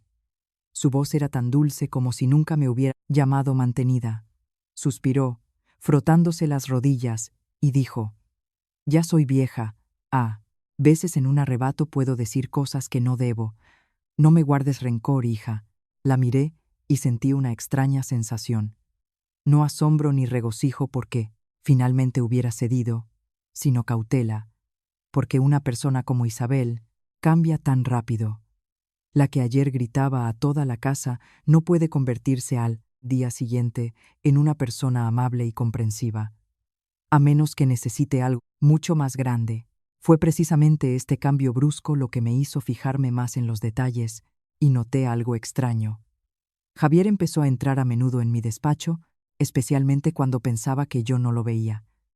Al principio, simplemente buscaba algo en un armario, miraba mi escritorio y salía. Una vez, al salir de la ducha, noté que el cajón del escritorio estaba ligeramente abierto. Otra vez, las carpetas de documentos, que siempre colocaba rectas, estaban movidas. Pequeños detalles a los que en otra situación podría no haber prestado atención. Pero después de todo lo sucedido, no podía ignorarlos. Decidí ponerlo a prueba. Esa noche fingí estar cansada, me acosté antes de lo habitual, y le dije a Javier, a propósito, que tenía mucho sueño y que probablemente me dormiría enseguida. Un rato después de que se apagara la luz, oí cómo se daba la vuelta y luego se levantaba de la cama muy sigilosamente. Me quedé tumbada unos minutos más. Esperé a que todo se calmara en el pasillo. Salí de la cama sin hacer ruido. A hurtadillas en la oscuridad, me acerqué a mi pequeño despacho al final del pasillo. La puerta estaba entreabierta. A través de la rendija, vi a mi marido. Estaba de pie junto a mi armario de documentos, y en sus manos tenía esa misma carpeta marrón donde guardaba mi póliza de seguro y los documentos de mi cuenta bancaria. No un certificado de garantía, ni facturas de servicios, sino precisamente la carpeta que siempre guardaba en el cajón superior, cerrado con «Leo». Me quedé helada, y un escalofrío me recorrió la espalda. Al oír un ruido, Javier se sobresaltó y se dio la vuelta. Su cara palideció por un instante, pero enseguida se obligó a esbozar una sonrisa. Estaba buscando el certificado de garantía del aire acondicionado. Mamá decía que estaba por aquí. No dije nada, solo miré sus manos. La carpeta que sostenía estaba claramente etiquetada con mi letra de hacía varios meses. Documentos bancarios. Seguro. ¿Qué certificado de garantía podría haber allí? Al ver mi silencio, Javier se puso aún más nervioso y guardó la carpeta apresuradamente. Volvió a sonreír, una sonrisa forzada y torpe que solo daba más miedo. No monté un escándalo. Solo asentí levemente y salí, como si no quisiera discutir más. Pero esa misma noche, cuando todos dormían, trasladé sigilosamente todos mis documentos originales a otro lugar: la libreta de ahorros, la póliza de seguro, los documentos de propiedad, copias notariales importantes. Lo reuní todo, lo comprobé y lo escondí donde nadie en la casa pudiera encontrarlo. Mis manos se movían rápido, pero mi corazón latía con fuerza. Ya no podía creer en las coincidencias. A la mañana siguiente, apenas llegué a la oficina, sonó el teléfono. Era Ana, mi mejor amiga, que trabajaba en el banco y me había ayudado durante muchos años con mis finanzas. Su voz sonaba algo insegura. Sofía, te lo pregunto, directamente. Tu marido acaba de estar aquí. Ha preguntado por el procedimiento para obtener un poder para gestionar tu cuenta y cambiar el beneficiario del seguro. ¿Se lo has pedido tú? Me quedé helada en la silla. Fue como si me hubieran vuelto a echar un cubo de agua helada. Intenté mantener la calma, le hice algunas preguntas más, pero cada palabra de Ana era como un puñal. Javier no solo rebuscaba en secreto en mis documentos. Había ido al banco para averiguar cómo acceder a mi dinero, a mi seguro, a todo lo que estaba a mi nombre. Así que su objetivo no eran solo los 2.000 euros al mes. Se habían fijado en todo mi patrimonio, en todo lo que había ganado y que por ley me pertenecía. Esa noche no fui a casa directamente. Estuve mucho tiempo sentada sola en el coche, en el aparcamiento subterráneo, mirando a la gente pasar, y tenía la mente en blanco. Por primera vez en mi vida, vi la cara más terrible de este matrimonio. No me consideraban solo un cajero automático. Querían apoderarse del cajero automático en sí. Y cuando esta idea se hizo clara, de repente recordé muchas historias antiguas. Cómo Javier me apresuraba a firmar algunos papeles sin dejarme leerlos. Cómo mi suegra me preguntaba por el seguro, por los documentos del piso, por quién sería el heredero si de repente pasaba algo. Todas esas piezas del rompecabezas de repente encajaron en una imagen que me puso la piel de gallina. Estaba sentada en el coche, agarrando el volante, y en mi cabeza solo había un pensamiento. Si tardo un poco más, me quitarán no solo el dinero, sino toda mi vida. Y en ese preciso momento, entendí que ya no podía simplemente defenderme. Tenía que atacar primero, antes de que jugaran su carta más importante. Esa misma noche, sentada en el coche con el suave zumbido del aire acondicionado, comprendí que ya no podía actuar según el principio de donde me acorralen. Ahí me defenderé. Si me demoraba, perdería. No perdería una disputa familiar, sino toda mi vida en manos de personas que solo veían en mí un activo. Andenchi. Ese pensamiento, sorprendentemente, me tranquilizó. Con esa calma glacial que llega cuando te das cuenta de que, para sobrevivir, tienes que aprender a golpear primero. Al volver a casa, no saqué el tema de los documentos, ni miré a Javier con la hostilidad de antes. Suavicé deliberadamente mi tono. Empecé a hablar más bajo. En la cena no me senté tensa como en un juicio. Mi suegra me observaba con mucha atención. Javier al principio me trató con recelo, pero al final de la cena se relajó notablemente. Decidió que estaba cansada, asustada y que ahora quería paz. Gente como Javier siempre piensa que si el adversario se ablanda, significa que han ganado. Los días siguientes me comporté igual. No sonreía ni era amigable, pero tampoco congelaba el ambiente en casa. Iba a trabajar, volvía a tiempo, cenaba en la mesa común. A veces incluso le hacía a mi suegra una pregunta de cortesía como: «Mamá, ¿te has tomado la medicina?». Fue precisamente esta calma engañosa lo que les hizo bajar la guardia. Javier, sintiendo mi debilidad, volvió a interpretar el papel de buen marido. Compraba fruta, a veces me preguntaba si estaba cansada. Mi suegra también. Cambió su tono a uno inusualmente suave y dejó de sacar el tema del dinero. Y, como suponía, al decidir que me había calmado, Javier empezó a actuar. Una noche, cuando nos quedamos solos en la habitación, Soltó como quien no quiere la cosa la frase que, yo sabía, era su objetivo principal. Oye, y si, Dios no lo quiera, te pasara algo, ¿cómo piensas disponer de tu patrimonio? Soy tu marido, deberías saberlo para poder encargarme. Estaba doblando ropa, y sus palabras me provocaron un escalofrío, pero por fuera permanecí tranquila. Alicé lentamente una camisa y levantando la vista hacia él, sonreí levemente. Justo estaba pensando en ponerlo todo en orden. Después de la enfermedad, me he dado cuenta de lo frágil que es todo en la aquí. Vida. Tras mis palabras, Javier guardó silencio por un momento, pero vi claramente cómo le brillaron los ojos. Solo por un instante, pero fue suficiente para que yo lo entendiera. No me lo había imaginado. Un marido normal, al oír a su esposa hablar de la fragilidad de la vida, habría pensado en su salud, en su miedo tras la enfermedad. Pero en los ojos de Javier brilló la excitación de un depredador que ha visto a su presa. Fue ese brillo lo que me convenció definitivamente. No me había equivocado.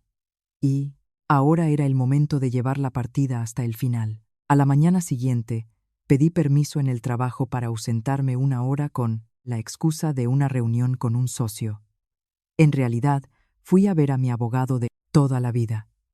Llevé conmigo una lista completa de mis activos, pólizas de seguro, cuentas bancarias y documentos de propiedad. Estuvimos sentados casi 2 horas. Le pedí que revisara todos los documentos, cambiara las contraseñas de la caja fuerte, bloqueara los accesos antiguos y actualizara los datos de los beneficiarios donde fuera necesario. Además, le pedí que preparara un dossier documentando todas las acciones de la familia de mi marido, desde las calumnias y la invasión de la privacidad hasta los intentos de informarse sobre un poder para gestionar mis activos. Pero no me detuve ahí.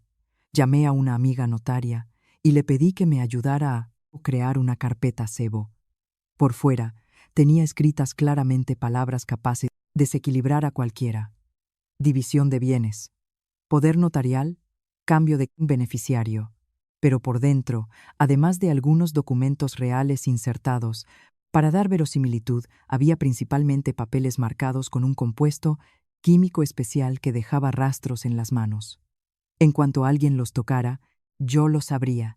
Llevé esa carpeta a casa y la coloqué a propósito en el mismo cajón en el que Javier solía rebuscar. Y en un rincón del armario, escondí una cámara en miniatura del tamaño de una uña. Esa noche, volví a fingir estar cansada y me acosté temprano, pero no dormí.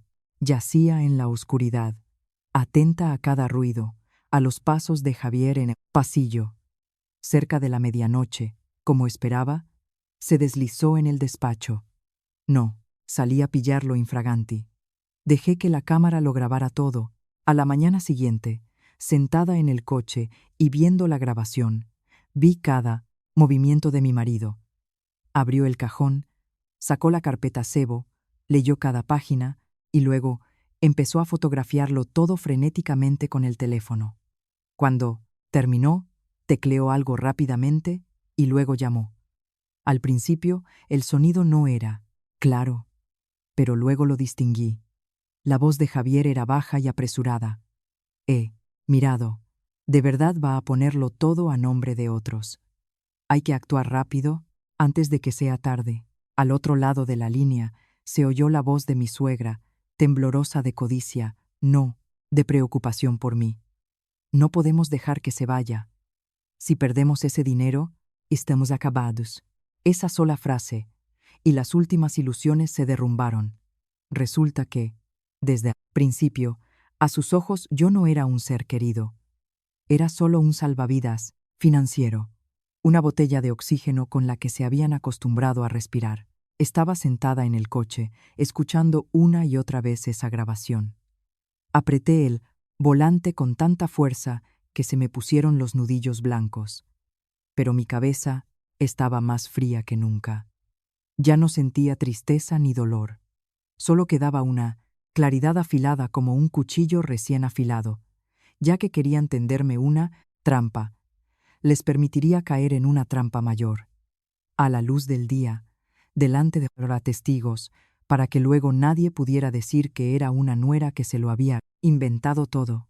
Esa misma noche, le dije a Javier como quien no quiere la cosa: quiero reunir a toda la familia para cenar el fin de semana. Hay que hablar claro, que esta tensión nos está agotando a todos.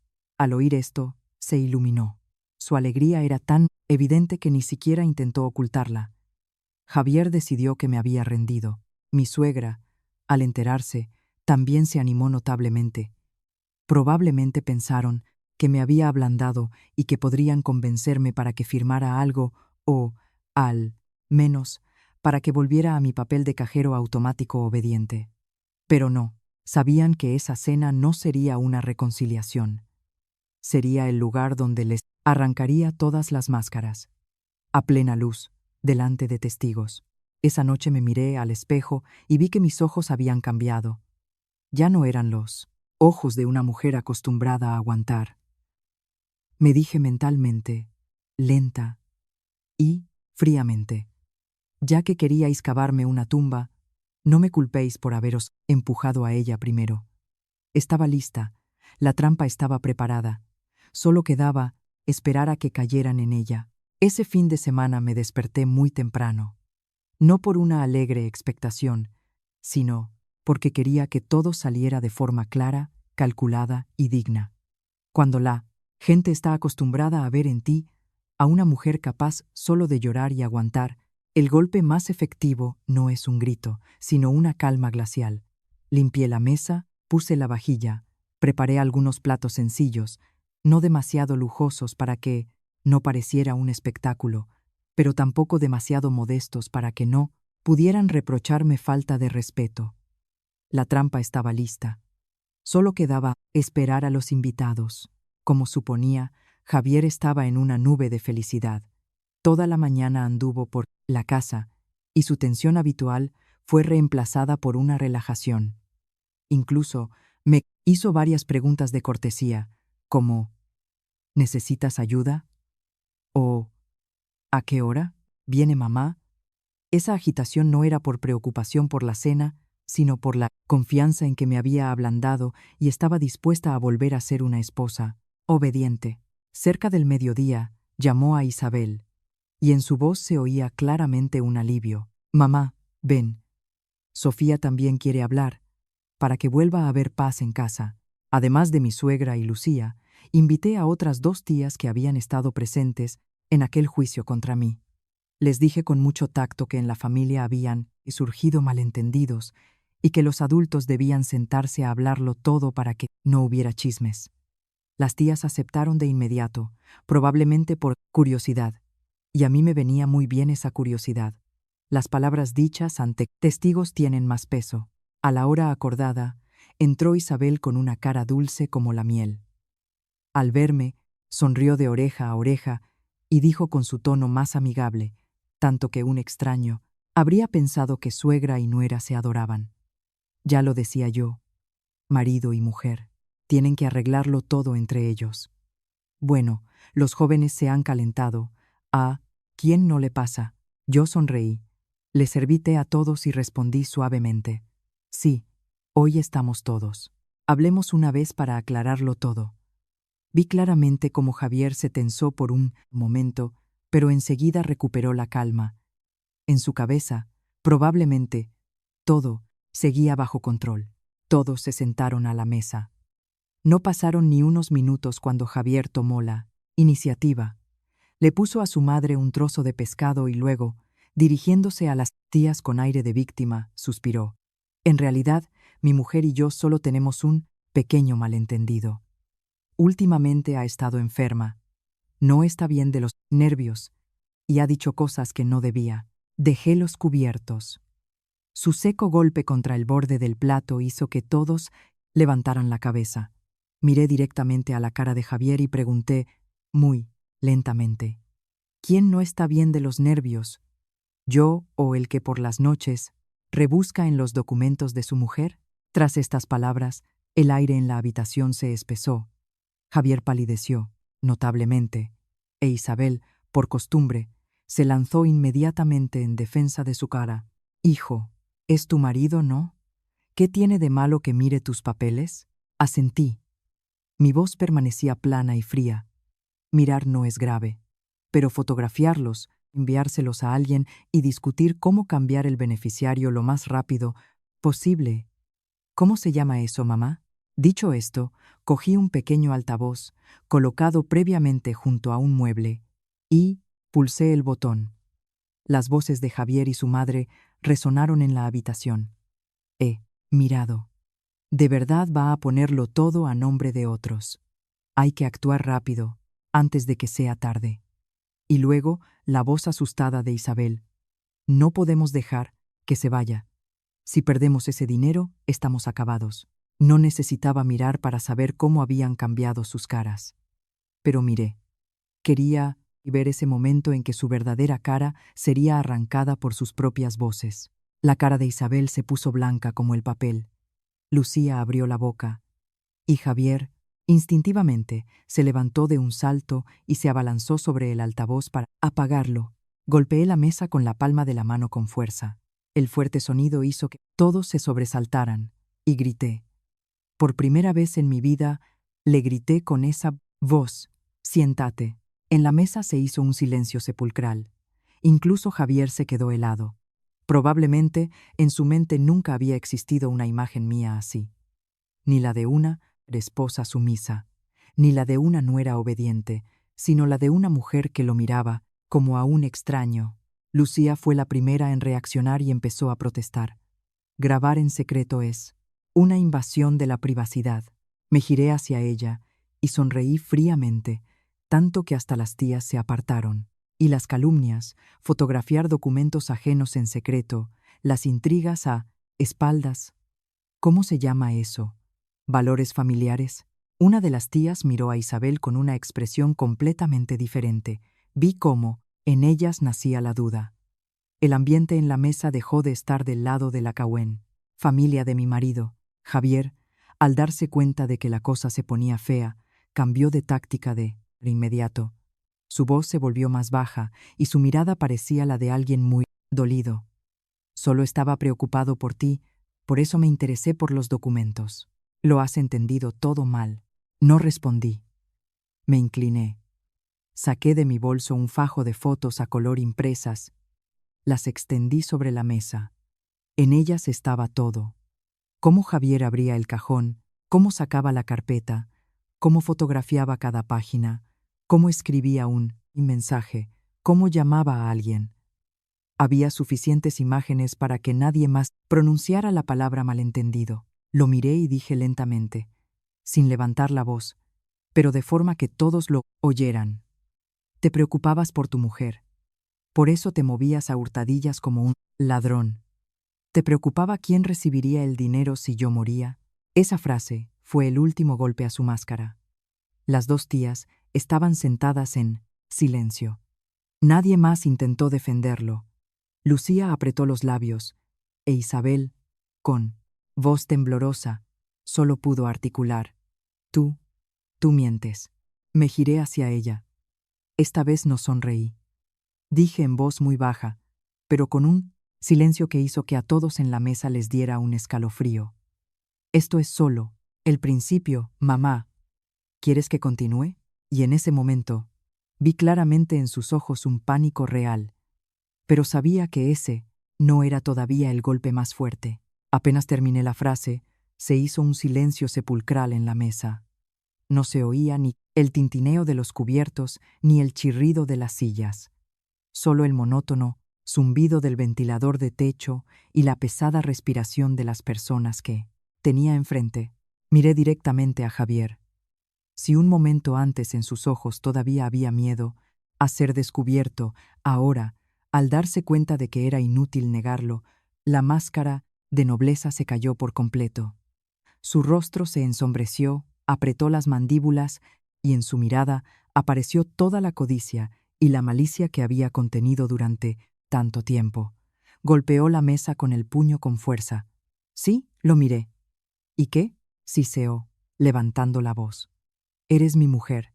Tu dinero también es mi dinero. Con esas palabras, hasta las tías se estremecieron. Probablemente no podían imaginar que Javier fuera tan descarado como para arrancarse la máscara tan rápido. A mí no me sorprendió. Solo sentí que por dentro me quedaba aún más fría. La verdad para la que me había preparado finalmente había sido pronunciada por él en voz alta. Lo miré y pregunté directamente. Entonces, cuando enfermé, entrasteis en pánico porque teníais miedo de perder vuestros 2000 € al mes, ¿verdad? Isabel se levantó de un salto, intentando agarrar a su hijo del brazo, pero Javier la apartó bruscamente. Ese gesto la hizo quedarse helada, y yo comprendí. Su codicia ya había nublado su razón. Me señaló con el dedo. Sus ojos estaban inyectados en sangre. No te hagas la santa. Si no fuera por mi familia, ¿con quién vivirías? Si tienes dinero, estás obligada a mantener a la familia de tu marido. Es la ley de la vida. Me reí a carcajadas. Una risa real, en la que solo había amargura. La ley de 4. ¿La vida? Repetí, pasando la mirada de Javier a su madre y luego a Lucía. Según vosotros, la ley de la vida es coger dinero y al mismo tiempo llamar mantenida a quien lo da. Lucía se levantó de un salto, apartando la silla. No hables como si hubieras mantenido a toda la familia. No discutí. Me incliné y saqué de mi bolso un fajo de extractos bancarios preparados de antemano, donde cada línea estaba resaltada en rojo. Los puse sobre la mesa delante de Lucía. ¿Quieres que te lo recuerde? Y sin esperar, respuesta, empecé a pasar las páginas, enumerando. La factura del hospital por el tratamiento de mamá en marzo del año pasado. La reforma del puesto de mamá en el mercado en agosto. 3 veces pagada la deuda de la tarjeta de crédito. Javier. El alquiler del local durante 7 meses para tu tienda ruinosa. El dinero para comprar la mercancía que luego no pudiste vender. La deuda que Javier contrajo para cubrir tus pérdidas y que también pagué yo. Mi voz era plana, pero con cada palabra, la cara de Lucía se ensombrecía más. La miré y añadí. ¿Quieres que lea también la cantidad de la deuda que le endosaste a tu hermano? Lucía se calló. Las 2 tías empezaron a cuchichear. El ambiente en la mesa ya no se parecía a una simple disputa entre suegra y nuera. Era algo mucho más feo, pero no me detuve. Saqué otro documento del banco y lo puse justo delante de Javier. Y esto, dije, mirándole a los ojos, es la confirmación oficial de tu visita al banco preguntando por un poder para gestionar mi cuenta y cambiar el beneficiario del seguro. En la mesa se hizo un silencio sepulcral. Me recosté en la silla y pregunté, lentamente, dejando caer cada palabra. ¿Para qué ocasión te estabas preparando? ¿Para la de que yo viviera o para la de que muriera? Nadie dijo nada. Incluso Isabel solo abrió la boca, mirando a su hijo. Javier guardó silencio exactamente 2 segundos. En esos 2 segundos vi cómo en sus ojos brilló una ira ciega. Y entonces, llevado al límite, soltó la frase que probablemente nunca habría dicho en otra situación. ¿Qué te crees? ¿Que vas a vivir para siempre? En la vida puede pasar cualquier cosa. Tras estas palabras, la habitación se sumió en un silencio sepulcral. Incluso, Isabel palideció. Vi su horror, no por compasión hacia mí, sino porque su hijo había ido demasiado lejos. Y yo, por extraño que parezca, no me asusté. Solo miré a Javier y respondí en voz muy baja, pero por eso aún más aterradora. Cierto, en la vida puede pasar cualquier cosa.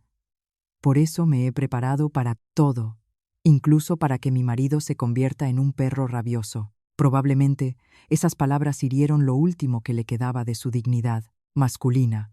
Javier, rechinando los dientes, se abalanzó sobre mí, levantando la curdina. Humano, no me aparté.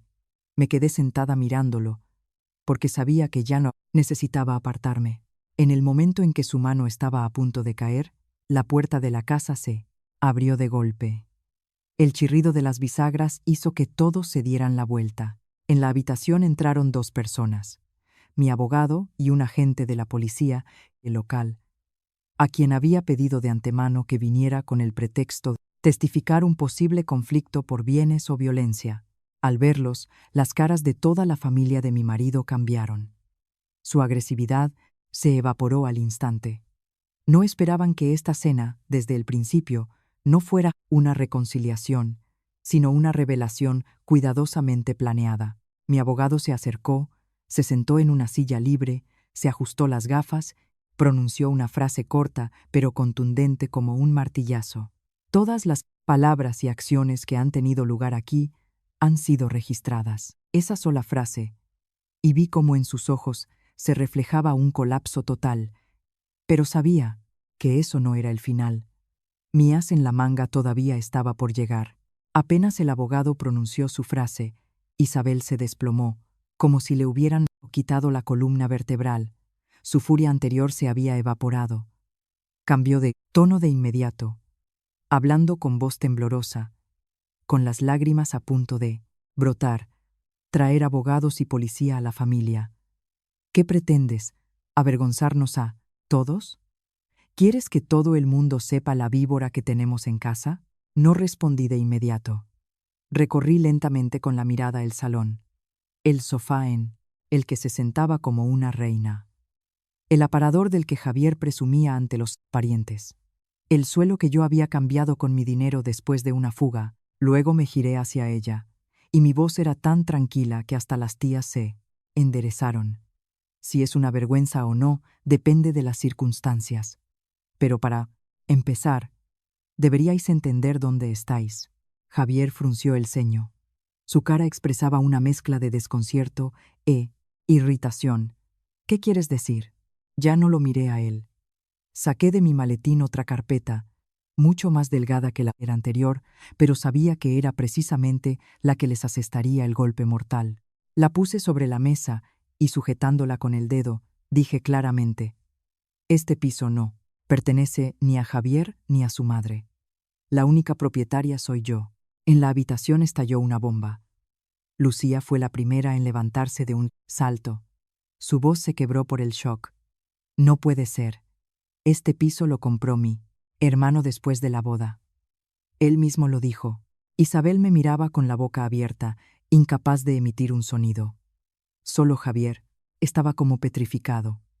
Su cara se había vuelto gris, como la de alguien a quien han desnudado en medio de una plaza. Acerqué la carpeta con los documentos a las tías, continuando con voz plana: el 80% del valor de este piso lo pagué yo. El resto es una hipoteca a mi nombre. Y Javier, me giré hacia mi marido, torciendo los labios, firmó una renuncia a sus derechos sobre esta propiedad para que nos aprobaran el crédito más fácilmente, porque en ese momento tenía un mal historial crediticio. Las tías cogieron los documentos. Su curiosidad se convirtió en asombro. Una de ellas le dio la vuelta a la renuncia notarial. La otra miró el contrato bancario.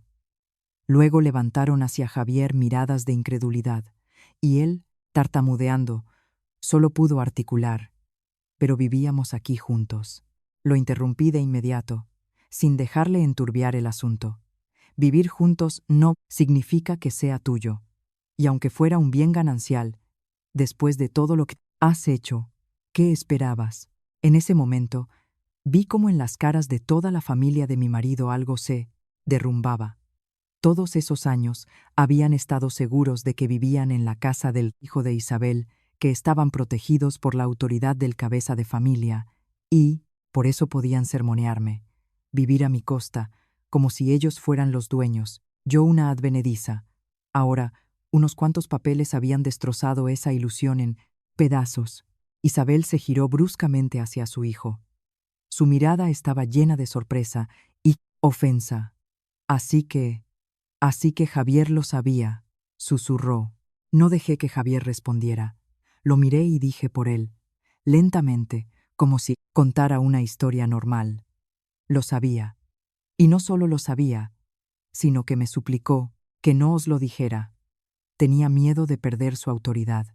Tenía miedo de que os enterarais de que todos estos años no fue el hijo quien mantuvo a la mujer, sino la mujer quien mantuvo a toda la familia. Esas palabras fueron como una bofetada para Isabel. Miraba a su hijo. Sus ojos, se enrojecieron de ira, y Javier bajó la cabeza, incapaz de pronunciar una palabra. La imagen del pilar de la familia, del hombre que había construido una casa para su mujer, del hijo que cargaba con todos. Todo eso se derrumbó en un instante. Lucía también retrocedió. Su antigua insolencia se había evaporado. Probablemente, por primera vez en su vida, entendió con el dinero de quién se mantenía la casa de la que tan orgullosa estaba. Pero no me detuve.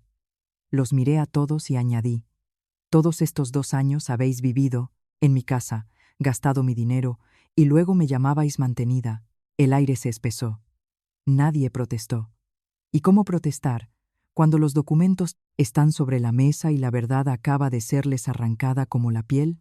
Mi abogado en ese momento sacó tranquilamente otra carpeta donde estaban reunidos todos los recibos de la hipoteca. Los extendió ante todos. Cada pago, cada mes, estaba marcado en rojo. Dijo brevemente, pero cada una de sus palabras se clavaba en sus mentes. En los últimos 14 meses, prácticamente todos los pagos de la hipoteca han sido realizados por Sofía. Si deja de cumplir con sus obligaciones, esta propiedad puede ser embargada por el banco. Isabel se derrumbó en la silla, agarrándose al borde de la mesa. No, no puede ser, susurraba. La miré, y mi voz se volvió gélida. ¿Por qué no? ¿Quién creíais que mantenía a quién? Esa pregunta no solo iba dirigida a ella, sino a toda esta casa, a Javier, a Lucía, a todos los que se habían acostumbrado a llamarme mantenida, a gastar mi dinero y a pensar que lo aguantaría para siempre. Solo entonces Javier entró en pánico de verdad. Ya no hablaba de deberes y obligaciones. Dio un paso hacia mí. Su voz, que hasta hacía poco estaba llena de justa ira, ahora sonaba casi suplicante. Podemos hablar con calma, Sofía. Todo se puede arreglar. Lo miré y sentí no dolor, sino risa. Cuando me llamabas mantenida, ¿pensabas en negociar? Respondí. Javier se calló. En la habitación volvió a hacerse un pesado silencio. Sabía que había ganado la mitad de la partida, pero también sabía que mi último movimiento era lo que de verdad los volvería locos. Al oír la palabra arreglar, Javier se aferró a ella como a un último salvavidas. Dio medio paso más hacia mí, extendiendo la mano, como si quisiera cogerme de la mano delante de todos. Su voz bajó a una súplica humillante. Sofía, hablemos a solas. No saquemos más los trapos sucios. Antes, si me hubiera hablado con ese tono, mi corazón se habría ablandado. Pero, ahora, mirando su mano extendida, solo sentía un frío glacial. Aparté suavemente su mano a la vista de todos y dije directamente: ya no hace falta estar a solas. Hace tiempo que convertisteis este matrimonio en un negocio, un trato. Esas palabras hicieron que todos en la mesa se quedaran helados. Pensaban que lo peor ya había pasado: la revelación del piso, el derrumbe de la autoridad de Javier. Pero no sabían que la historia de la casa solo los había humillado. Y lo que iba a decir a continuación golpeaba directamente ese salvavidas al que tanto se aferraban. Asentí levemente al abogado y abrí la última y más gruesa carpeta. Miré a Isabel, luego a Lucía y, finalmente, a Javier. Mi voz era plana, pero cada palabra era como un clavo clavado en la mesa. A partir del mes que viene, no, solo cesan los pagos de 2.000 euros. Todos los gastos que asumía por vuestra familia también cesan. Isabel parpadeaba, claramente sin entender de qué hablaba. Miraba desconcertada, ora a mí, ora a su hijo, pero no dejé que nadie dijera una palabra. Empecé a sacar documentos y a leer. Las medicinas y las revisiones regulares de mamá. Durante más de 1 año las pagué yo. Puse sobre la mesa un fajo de facturas de la clínica, el alquiler del local para la tienda de Lucía. Lo pagaba yo en Acerqueto cada 6 meses. Acerqué a ella el contrato de alquiler y el historial de transferencias. Los 3 últimos pagos de la tarjeta de crédito que Javier ocultaba a toda la familia. También los pagué yo. Para entonces, La cara de Javier se había vuelto gris como la ceniza, pero no me detuve. Saqué otra hoja. Y esa deuda que contrajiste con unos conocidos bajo mí, palabra de honor para tapar tus viejos agujeros. También lo sé. Cada una de mis palabras arrancaba de la cara de Javier otra capa de su máscara. De rojo de ira, pasó a gris de haber sido descubierto. Y luego a un pálido, mortal. Isabel se giró bruscamente hacia su hijo. Sus ojos estaban muy abiertos. Lucía se quedó helada, incapaz de pronunciar un sonido. Yo, sin mirarlos, lancé sobre la mesa copias de conversaciones, extractos de cuentas. Mi voz se volvió dura. No solo mantenía esta casa, tapaba todos los agujeros que vosotros mismos hacíais. Solo entonces Lucía se echó a llorar de verdad, no de forma fingida, como una víctima, sino con pánico, como alguien a quien se le hunde la tierra bajo los pies. Se abalanzó sobre mí. Si dejas de pagar el alquiler, mi tienda cerrará. Me giré hacia ella y sentí no lástima, sino risa. Cuando, junto con todos, me llamabas mantenida, ¿pensabas en tu tienda? Esa sola pregunta fue suficiente. Lucía se calló. Las lágrimas seguían corriendo por su cara. Isabel se agarró el corazón. Su voz se quebró. Javier, tenías tantas deudas. Probablemente fue la primera vez que vio a su hijo, del que tan orgullosa estaba, no como el pilar de la familia, sino como otra cosa. Pero en lugar de callar, Javier, acorralado, mostró su verdadera cara. Se giró bruscamente hacia su madre y su voz se quebró. ¿Y si tú no exigieras dinero cada mes para dinero, aparentar ante los parientes, habría llegado a esto? Esas palabras explotaron como una bomba. Isabel se quedó helada por un momento, luego estalló en un grito. Tú, un hombre, me echas la culpa de todo a mí. Te di a luz para que vivieras del dinero de una mujer y luego encima me atacaras. Javier tampoco se contuvo. Señaló a su madre. Su cara estaba roja. Por tu culpa y la de Lucía me he vuelto así. Siempre queríais una cosa u otra. Siempre me obligabas a mantener las apariencias ante todos. ¿De dónde iba a sacar el dinero? Lucía, al oír su nombre, se metió inmediatamente en la discusión. No me eches toda la culpa a mí. El dinero que ella daba lo gastábamos todos. En pocos minutos, la familia, que hasta hacía poco era un frente unido contra mí, empezó a devorarse mutuamente delante de extraños.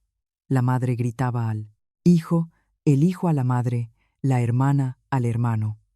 Las palabras más venenosas, las más verdaderas, salían de sus bocas. No necesité decir nada. Ellos mismos se arrancaron la máscara de familia feliz. Me quedé sentada observando en silencio. Las dos tías estaban heladas, pasando la mirada de uno a otro. Probablemente, solo entonces comprendieron lo podrida que estaba esa casa. En el punto álgido de esta discusión, mi abogado se levantó, sacó de su maletín 2 documentos y leyó brevemente. Primero, notificación de cese de toda ayuda financiera voluntaria por mi parte. Segundo, requerimiento a Javier para que abandone el piso en el plazo legalmente establecido en caso de iniciarse el proceso de divorcio. Al oír esto, Javier pareció volverse loco. Golpeó la mesa. Su súplica anterior fue reemplazada por un pánico abierto.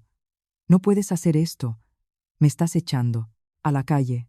Lo miré, y por primera vez mi corazón no se conmovió. Ni rabia, ni dolor, ni lástima. Respondí lentamente, enfatizando cada palabra.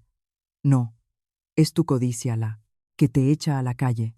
Tras estas palabras, Isabel se desplomó en el suelo. Lucía se echó a llorar a gritos, y Javier se quedó en medio de la habitación, como un hombre al que han desnudado por completo. Miré la escena, y sentí un extraño vacío.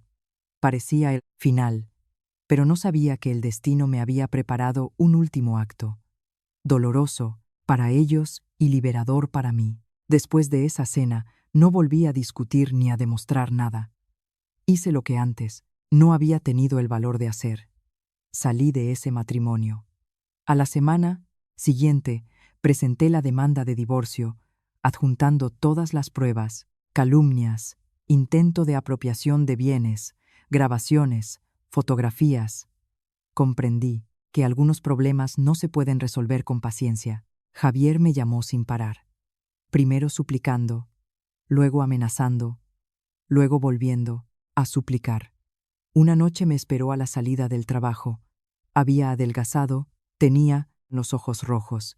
«Me estás matando, Sofía», dijo.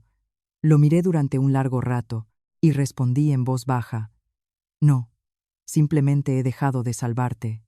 Ese fue nuestro verdadero final. Las consecuencias para su familia no tardaron en llegar. La tienda de Lucía cerró. Los acreedores empezaron a llamar a Javier todos los días. Isabel tuvo que vender sus joyas y luego pedir dinero prestado a esos mismos parientes a los que se había quejado de mí. Pero ahora nadie le creía. Lo más doloroso para ella no fue perder el dinero, sino ver que su hijo, su pilar, en realidad era solo una sombra que vivía a costa de su mujer. Su orgullo fue pisoteado. El día que Javier tenía que mudarse, el tiempo era gris. Estuvo mucho tiempo de pie en medio del piso, mirando a su alrededor, como si lo viera por primera vez. Probablemente, solo en ese momento comprendió que la casa en la que se sentía el dueño nunca le había pertenecido. Antes de irse, volvió a pedirme una oportunidad. Lo miré y me di cuenta de que ya no sentía nada. «No lamento este matrimonio», le dije. «Lamento haber estado ciega durante tanto tiempo». Se fue. La puerta se cerró y en la casa se hizo el silencio. Un silencio diferente, no opresivo, sino ligero. Esa noche me preparé una cena sencilla. Me senté sola y comí lentamente. Y por primera vez en muchos años, la comida me pareció increíblemente sabrosa, porque en esa mesa ya no había nadie que considerara mi bondad su obligación. Comprendí algo simple. La bondad no es un error. El error fue dársela a quienes no saben valorar. Una verdadera familia no se construye con el dinero de uno y la codicia de los demás. No me sentí una vencedora. Sentí que había despertado. Dejé de ser una sombra que intentaba complacer a los demás. Ya no transfería dinero a la familia de mi marido. Ya no era la mujer que se echaba a la espalda la carga ajena, llamándolo amor. Hay puertas que uno mismo tiene que cerrar. De lo contrario, pasas toda la vida en la oscuridad. Y si me preguntan en qué día terminé realmente este matrimonio, diré que no fue el día del divorcio ni el día que Javier se fue. Fue el día que me llamaron mantenida, y con mis propias manos les corté el grifo, porque ese día perdieron para siempre su último cajero automático.